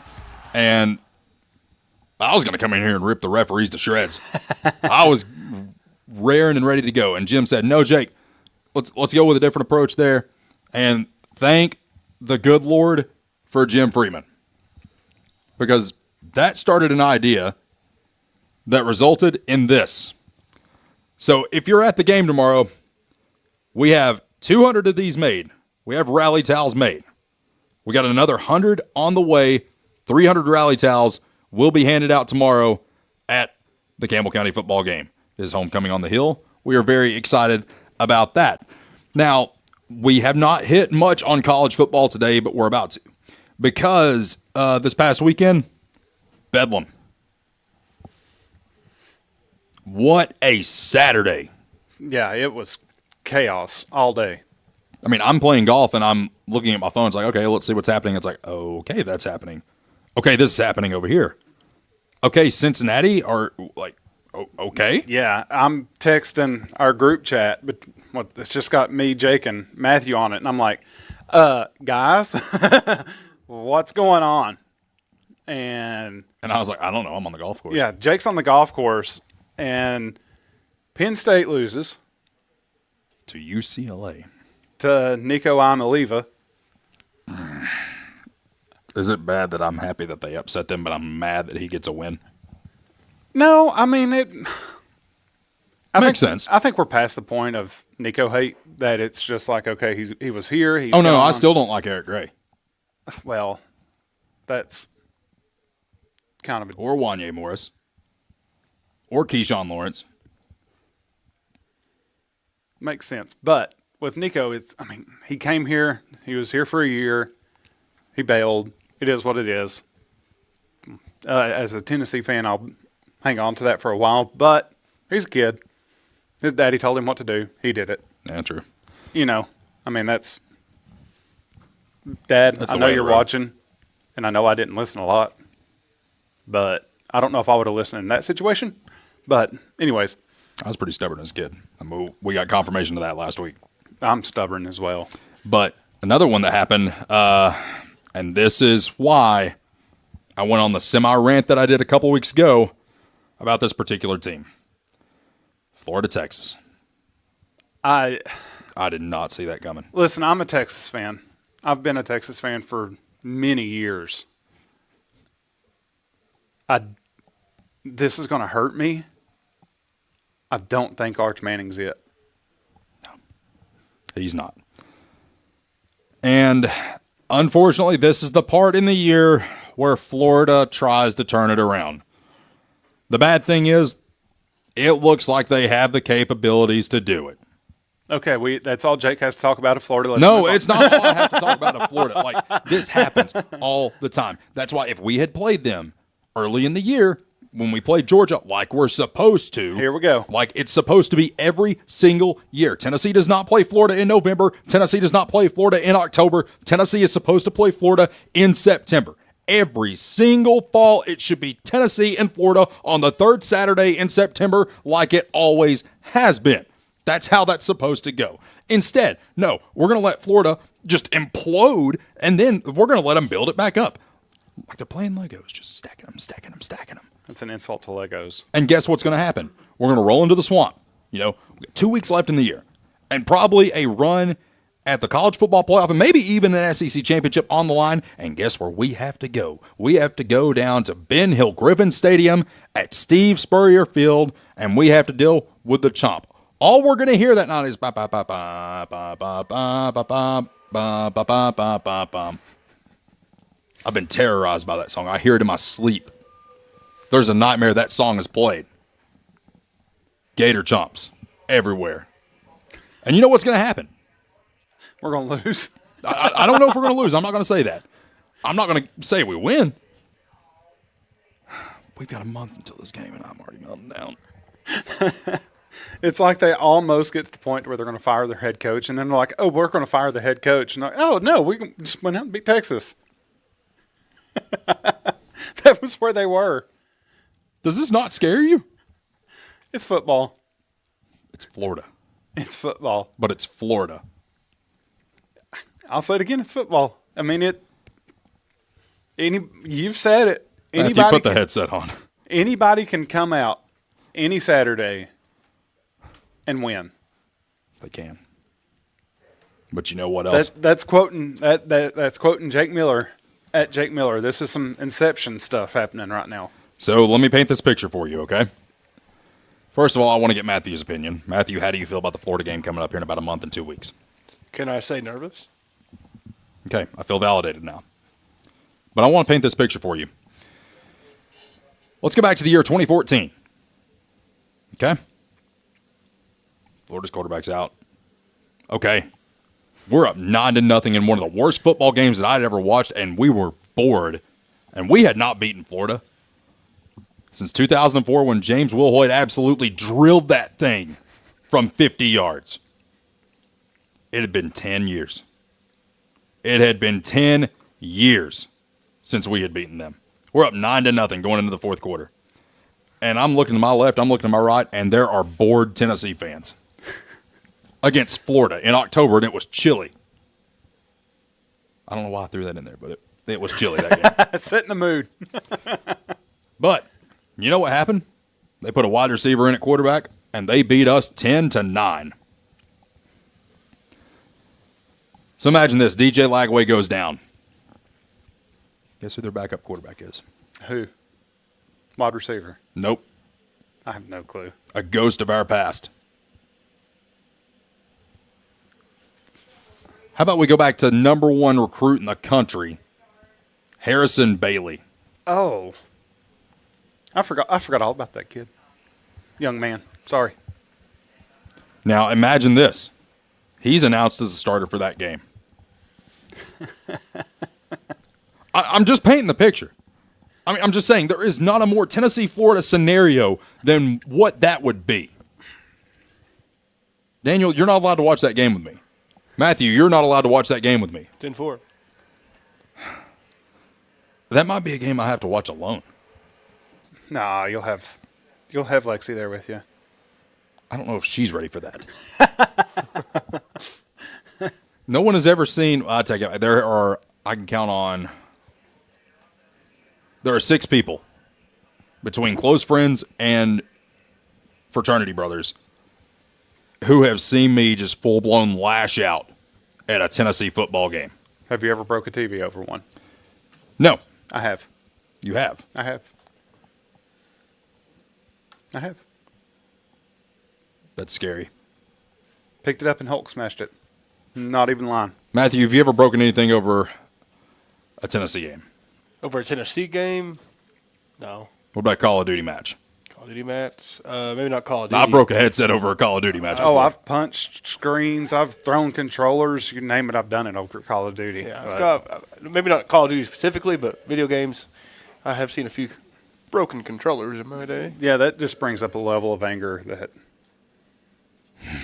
you know they're cheating. Yes. Aimbot is a real thing in those games. You know they're cheating. Robbie chimes in again and says, has Jake seen the Netflix Untold Swamp Kings miniseries showcasing the rise of head coach Urban Meyer's late 2000s Florida Gators dynasty? Yes, I have. And I will say that a lot was left out of that. Yeah. I think there was more that went on than what you saw in that miniseries because, let's call it like it is. Aaron Hernandez and the Pouncey twins were on that team. Yeah, I mean, granted, it did not show everything that was going on. Marquise Pouncey, I think, is the one that lost all the weight and is like a super good guy now. Yes. But Hernandez, we all know what happened with him. Mm-hmm. No need to bring it up. Other Pouncey brother, no idea. I don't know. And it just, it was rough. It's like you don't know what happened to a lot of those guys after they stopped playing ball. No, the only person that you know for sure is a good person. Tim Tebow. That's it. That's it. Mm-hmm. Because we know how Urban Meyer turned out. Yeah. Like we all saw it. Shane White, I have seen Jake mad before. Brent smashed a TV once around 97 or 98. Yeah. Hey, speaking of breaking TVs, Derek Marlowe, Shelter Insurance. Call him. He does offer insurance. Don't do that. Look at this. Don't do that. No. Oh, please do it, Lexi. Oh, no. Jake is going to rant again. Lexi, please set the Florida Gator chomp. No. It's going to hurt me. Please. Yes, do that. Oh, no. Do it. That will be all. No, set it as his text notification. That way it's just going off all day. What if you could, like, you know how you can set the custom vibration pattern on your phone? Yeah. What if you could set it to Hey, listen, Lexi seems like she's the type that could figure that out real quick. She's a lot smarter than I am. I will say that. Here's something funny. I set my wife's ringtone a couple years ago, actually, when we were just dating, as DJ Khaled, tell him to bring out the whole ocean. So every single time she gets a text, if she's at work, we're out in public. We were going to get a rental car the other day, and I texted her something, and her phone went off and said, "Tell him to bring out the whole ocean." And the girl at the desk was like, she was panicking because she thought someone was in the back or something. Oh, oh man! What did Shane say?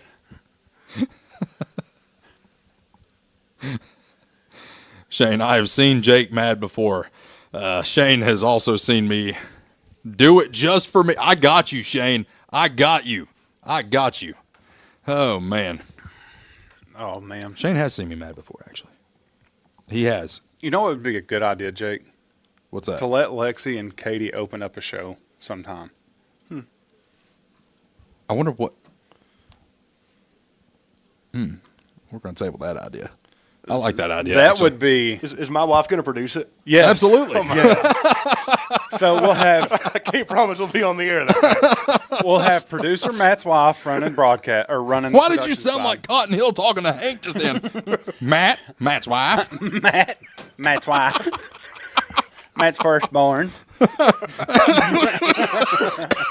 Bobby. Jake's lost it. Oh, man. All over me mentioning. No. They'll be the wags of the Jake Miller show. Hank's wife. Hank's firstborn child. Here's my new son, Good Hank. Good Hank. This is Derek concerning the insurance policy on all the comments. The loss must be random and unpredictable. It cannot be intentional. Okay, so wait a minute. Wait, we have to clarify intentional. Yeah. Yeah, because the my attitude is very unpredictable. Yes. Tennessee missing a field goal is that intentional? The reaction thereafter is can't help what happens. I think there's intentional and reactionary actions. Yeah. Someone mowed UNC down to the dirt across that front yard is once in the middle awesome. of winter. That is terrible. That is awesome. But you have to look at who this is, though. It's George. I know. Mr. Duke himself. George, I'm sorry someone did that to you, because that's not something you can just easily get rid of. Because if you do it in the summer, the grass is going to grow and you can just mow around it, right? You can mow it down, literally, like just get rid of it. In the winter, when the grass is dead, if you stamp that into the ground, you're stuck looking at that.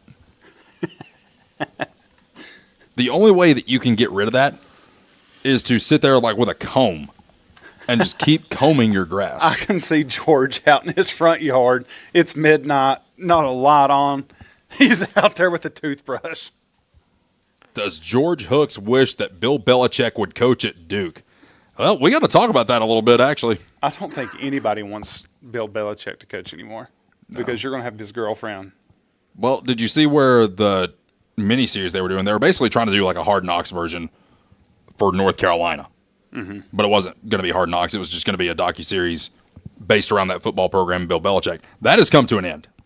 That has stopped. Well, have you seen Belichick's talked about he will pay his own buyout to just get out and be a talking head? Well, and the thing is, man, I don't know what these people expected. I don't know. He doesn't have – first of all, do I think Bill Belichick is a bad coach? No. Absolutely not. I don't think he's a bad head coach. He is a great head coach. He's a wonderful head coach. On the professional level. One of the best of all time. That's like when Nick Saban was a head coach in the NFL. He didn't do good. No. He went back to Bama, won everything. Yes. Became the greatest college football coach ever. So this is kind of the reverse of that. You've got the greatest NFL coach coming down to the college level, realizing that it's not the pros. Well, and think about this too. When you're at the professional level, you don't have to go out and recruit. No, those players are drafted. You don't have to worry about the transfer portal. You might have somebody request a trade, and you either choose to deny it or not deny it. But when you get to the collegiate level, not only are you having to recruit, but you're also having to retain. That's another thing that doesn't get mentioned a lot, is you have to retain these players, and if you don't retain them, guess what? Your program looks like UNC. It looks like UCLA. You know, they're bringing guys in. Guess what? They had a lot of guys leave. I think UNC, though, was playing on Belichick being their head coach to be able to hit the portal bigger, and it just didn't happen. Well, that's just like, one of the things that I bring up from time to time, but a lot of people don't think it has that much importance. But think about this. In the year of 2025, if you walk in and you're a recruit at Tennessee, Peyton Manning comes up and shakes your hand. Hey, I'm Peyton Manning. How you doing? There is a chance that kid does not know who that is. Yeah, I mean, when is Peyton Manning's last snap in the NFL was February of 2016. Holding the trophy. He was not a dominant player in that last year by any stretch. Matter of fact, he wasn't even a dominant player in that Super Bowl. Von Miller won him the Super Bowl. Yeah. It wasn't Peyton that won the Super Bowl. It was Von Miller. Yeah. No, I mean, but in these parts, you've always got the five head that you can. Yeah, I mean, that's the thing is if you have a kid like in this area, he knows who Peyton Manning is. Yeah, but if you're going out to California and all these other places, there's a very good chance that it's been 9 years ago. I mean, these kids would have been 8. 8, 9. They might have been paying attention. They might not have been paying attention. They might not have. But still, though, I mean, you're getting to the point now to where it's like, do they remember? Well, that's like, do you obviously, we all know who Alex Rodriguez is. Yeah. Played for the New York Yankees. I think he was with, who was he with before that? The Rangers is who he was with. But he is a part owner in the Minnesota Timberwolves. When Anthony Edwards was drafted to the Timberwolves, they asked him, how do you feel about playing for Alex Rodriguez? He had no clue who he was. No. And he's one of the best baseball players of all time. Yeah. And at least in this era. Yeah. I don't know about all time, but at least in this era. Anthony Edwards, NBA's coming up. They're in preseason right now. I love some NBA. But we don't get inside the NBA on TNT. We have to watch it on NBC now. I know, that makes me sick. But yeah, because TNT was just much better. But anyways, Anthony We're Edwards. not going to hear about the San Antonio women ever again. I'm feeling some type of way about it. You know Charles Barkley will still be Charles Barkley. What they calling him, Matthew? They calling him bats now? You used to call them something, now they're calling them bats. They're flying around down there eating churros. Goodness. We're going to hit our final timeout. When we return, we're going to talk about some college games that are coming up this weekend and what we think is going to happen. We're going to give our 5 picks that we are not going to keep track of because we keep saying that we're going to keep track of them, and we never do. Matter of fact, we forgot to do them last week.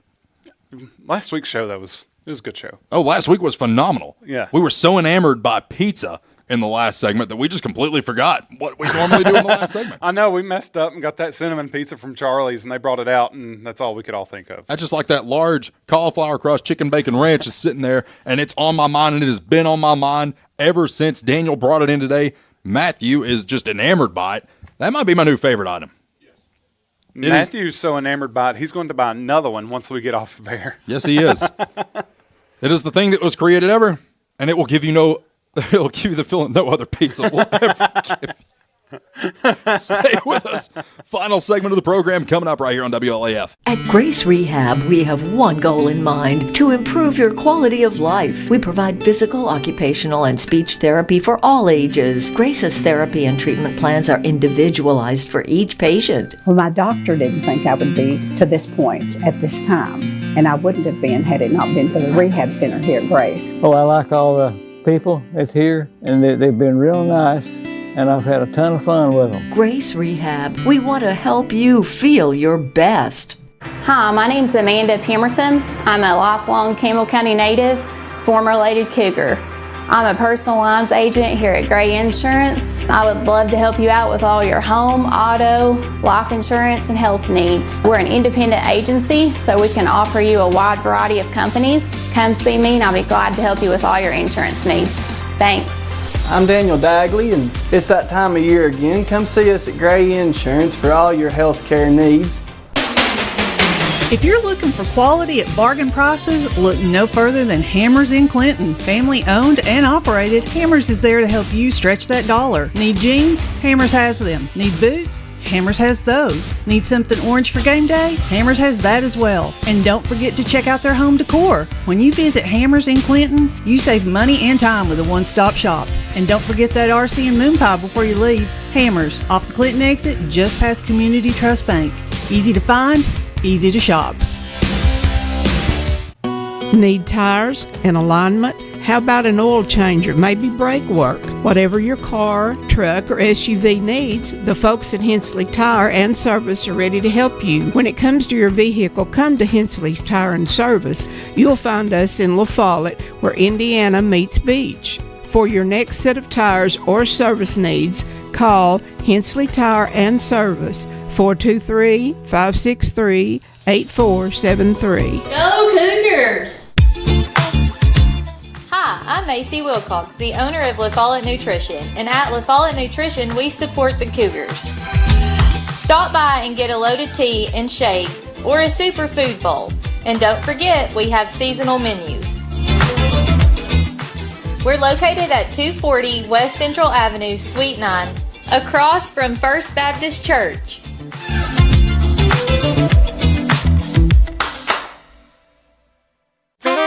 I'm Bailey Ball. Come see my dad, Billy, at La Follette Mine Supply. Hey, he's my dad too. Come see our dad. For septic tanks, PVC pipe, septic chambers, and rebar. Be sure and ask about our low prices on Tractor Ag Fluid, Def Fluid, and Rotella T4 motor oil. What's that? No kids zone? You can read? The staff at LUB, La Follette Utilities Board, is there for you.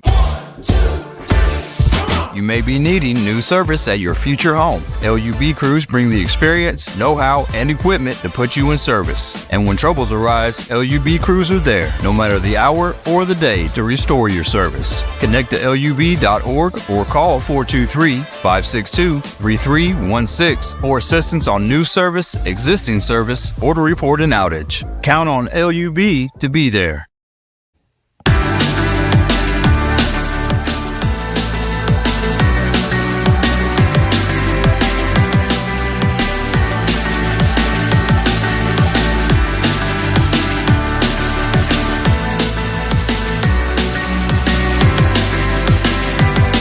Final segment of the program.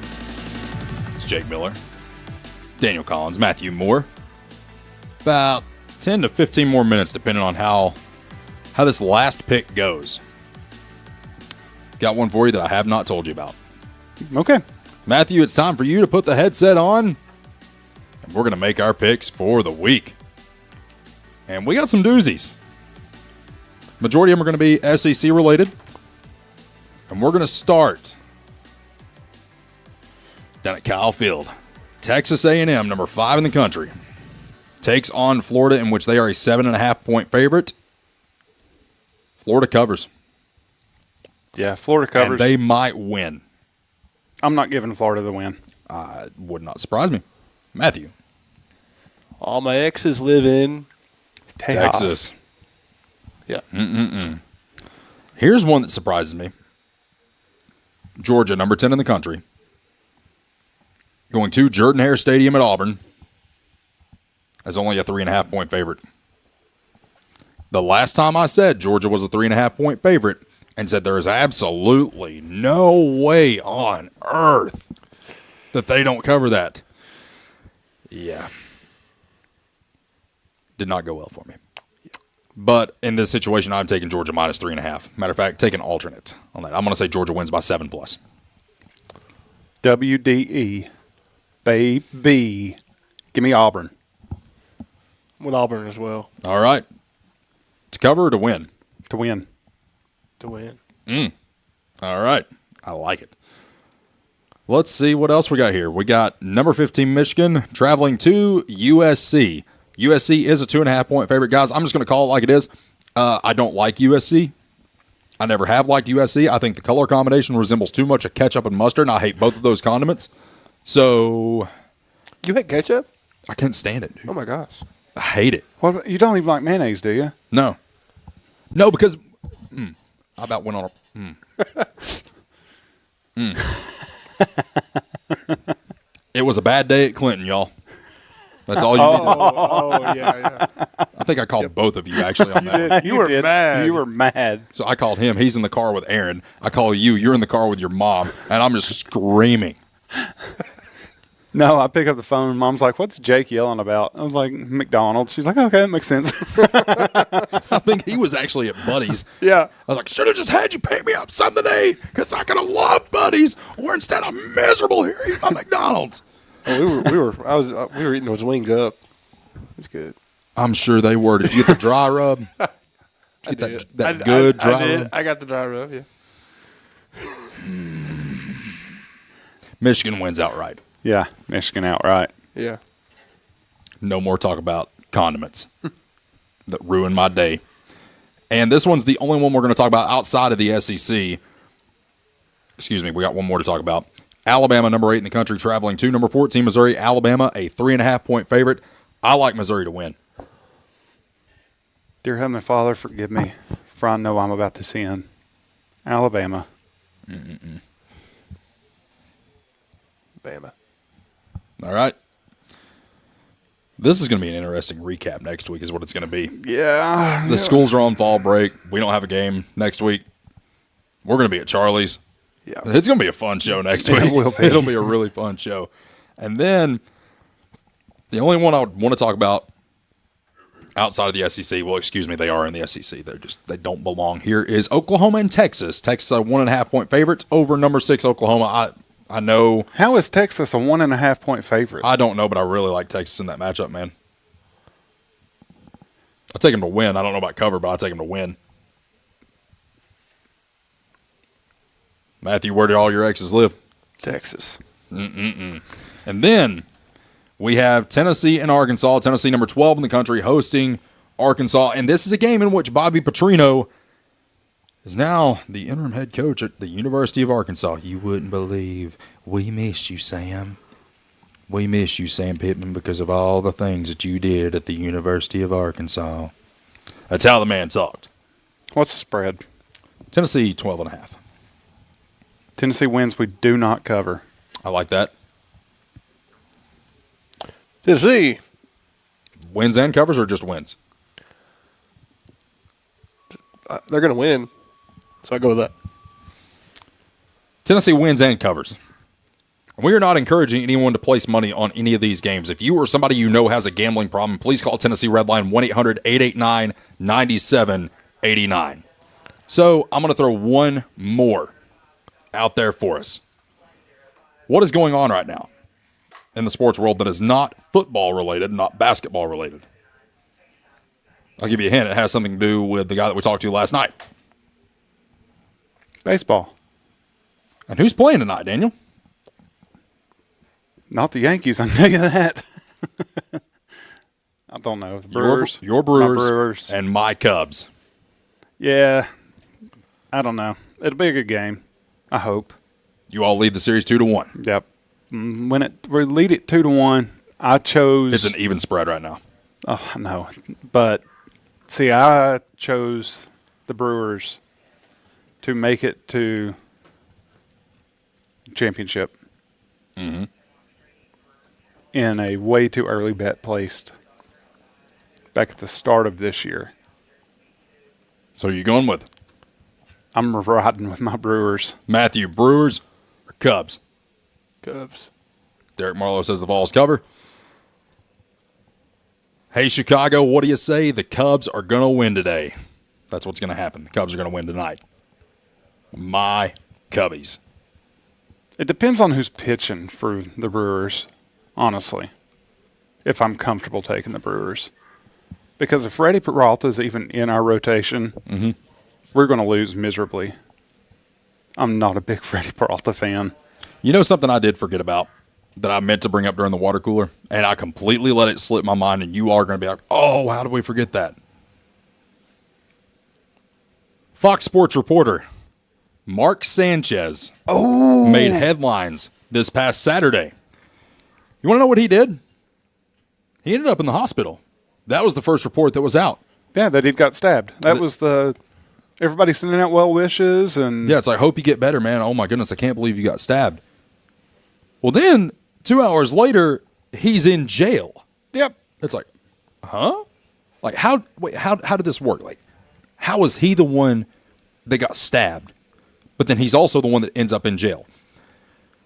Well, then you look at the charges. Aggravated assault. Public intox. And the man that he beat up was 67 years old and a truck driver. That man also ended up in the hospital. And the only picture that we saw was him in a neck brace and a really messed up face and a really messed up neck and chest. That man is now suing both Mark Sanchez and Fox. Now, one of the things that threw me off about that is, why is he suing Fox?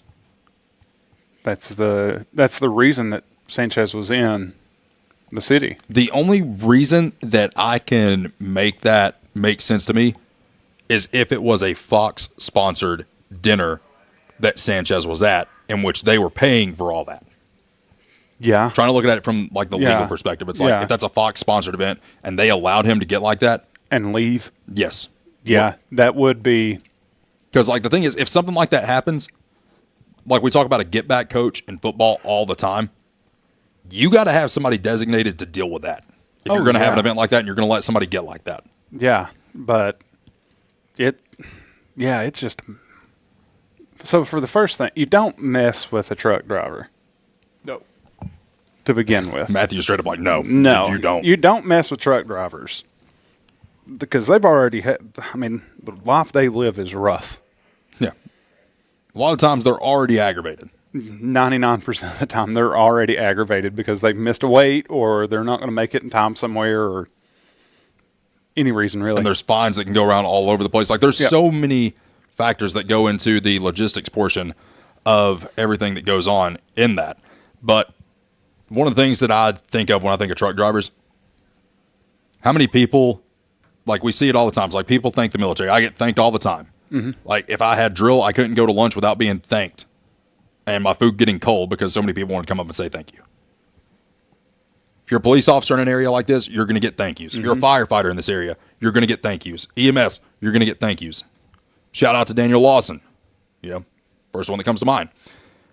How many times do you think truck drivers get thanked for being the reason that we have groceries on the shelves? Nowhere near enough. How many times do you think that truck drivers are thanked for bringing gasoline to the gas station that fuels our vehicles? Nowhere enough.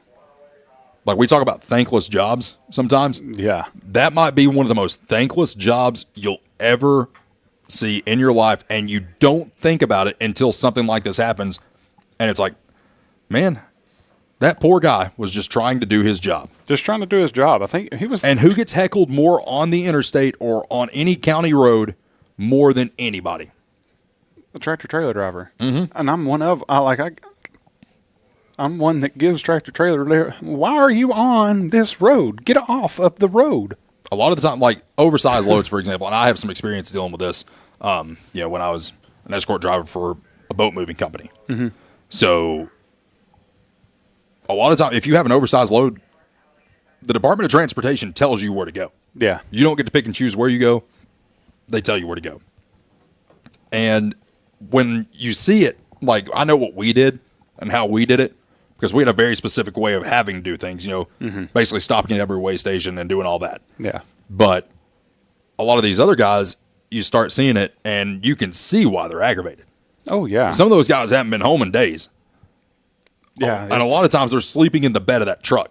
Yeah, yeah. No, that's why you see beds in these big semi-trucks is because they're probably sleeping in them. And then you've got somebody drunk like Mark Sanchez. Mm-hmm. The dude's just doing his job. He was unloading his truck or waiting to unload. And Matthew made the comment, you don't mess with the truck driver. Somebody be like, why not mess with the truck driver? Why? Well, Mark Sanchez got stabbed. That's why you don't mess with a truck driver. That's exactly why you don't do that. Shout out to our truck drivers, by the way. Big shout out. Thank you for being the reason that we have groceries and gas. And wonderful Charlie's Pizza. Shout out to them. Shout out to the Marlowe Agency. Matthew, that is going to do it for us. Thank you so much, sir. Daniel, thank you. And thank every single one of you for listening to the show. We're going to do it again next week. We'll be live at Charlie's at 6 p.m. next Thursday, tomorrow night. Homecoming on the Hill. Campbell County, Sweetwater. Real quick, who we got? Matthew, final score. 47-38 Campbell County. Daniel. I'm going to go 28-14 Campbell County. 28-14. I'm going to say this.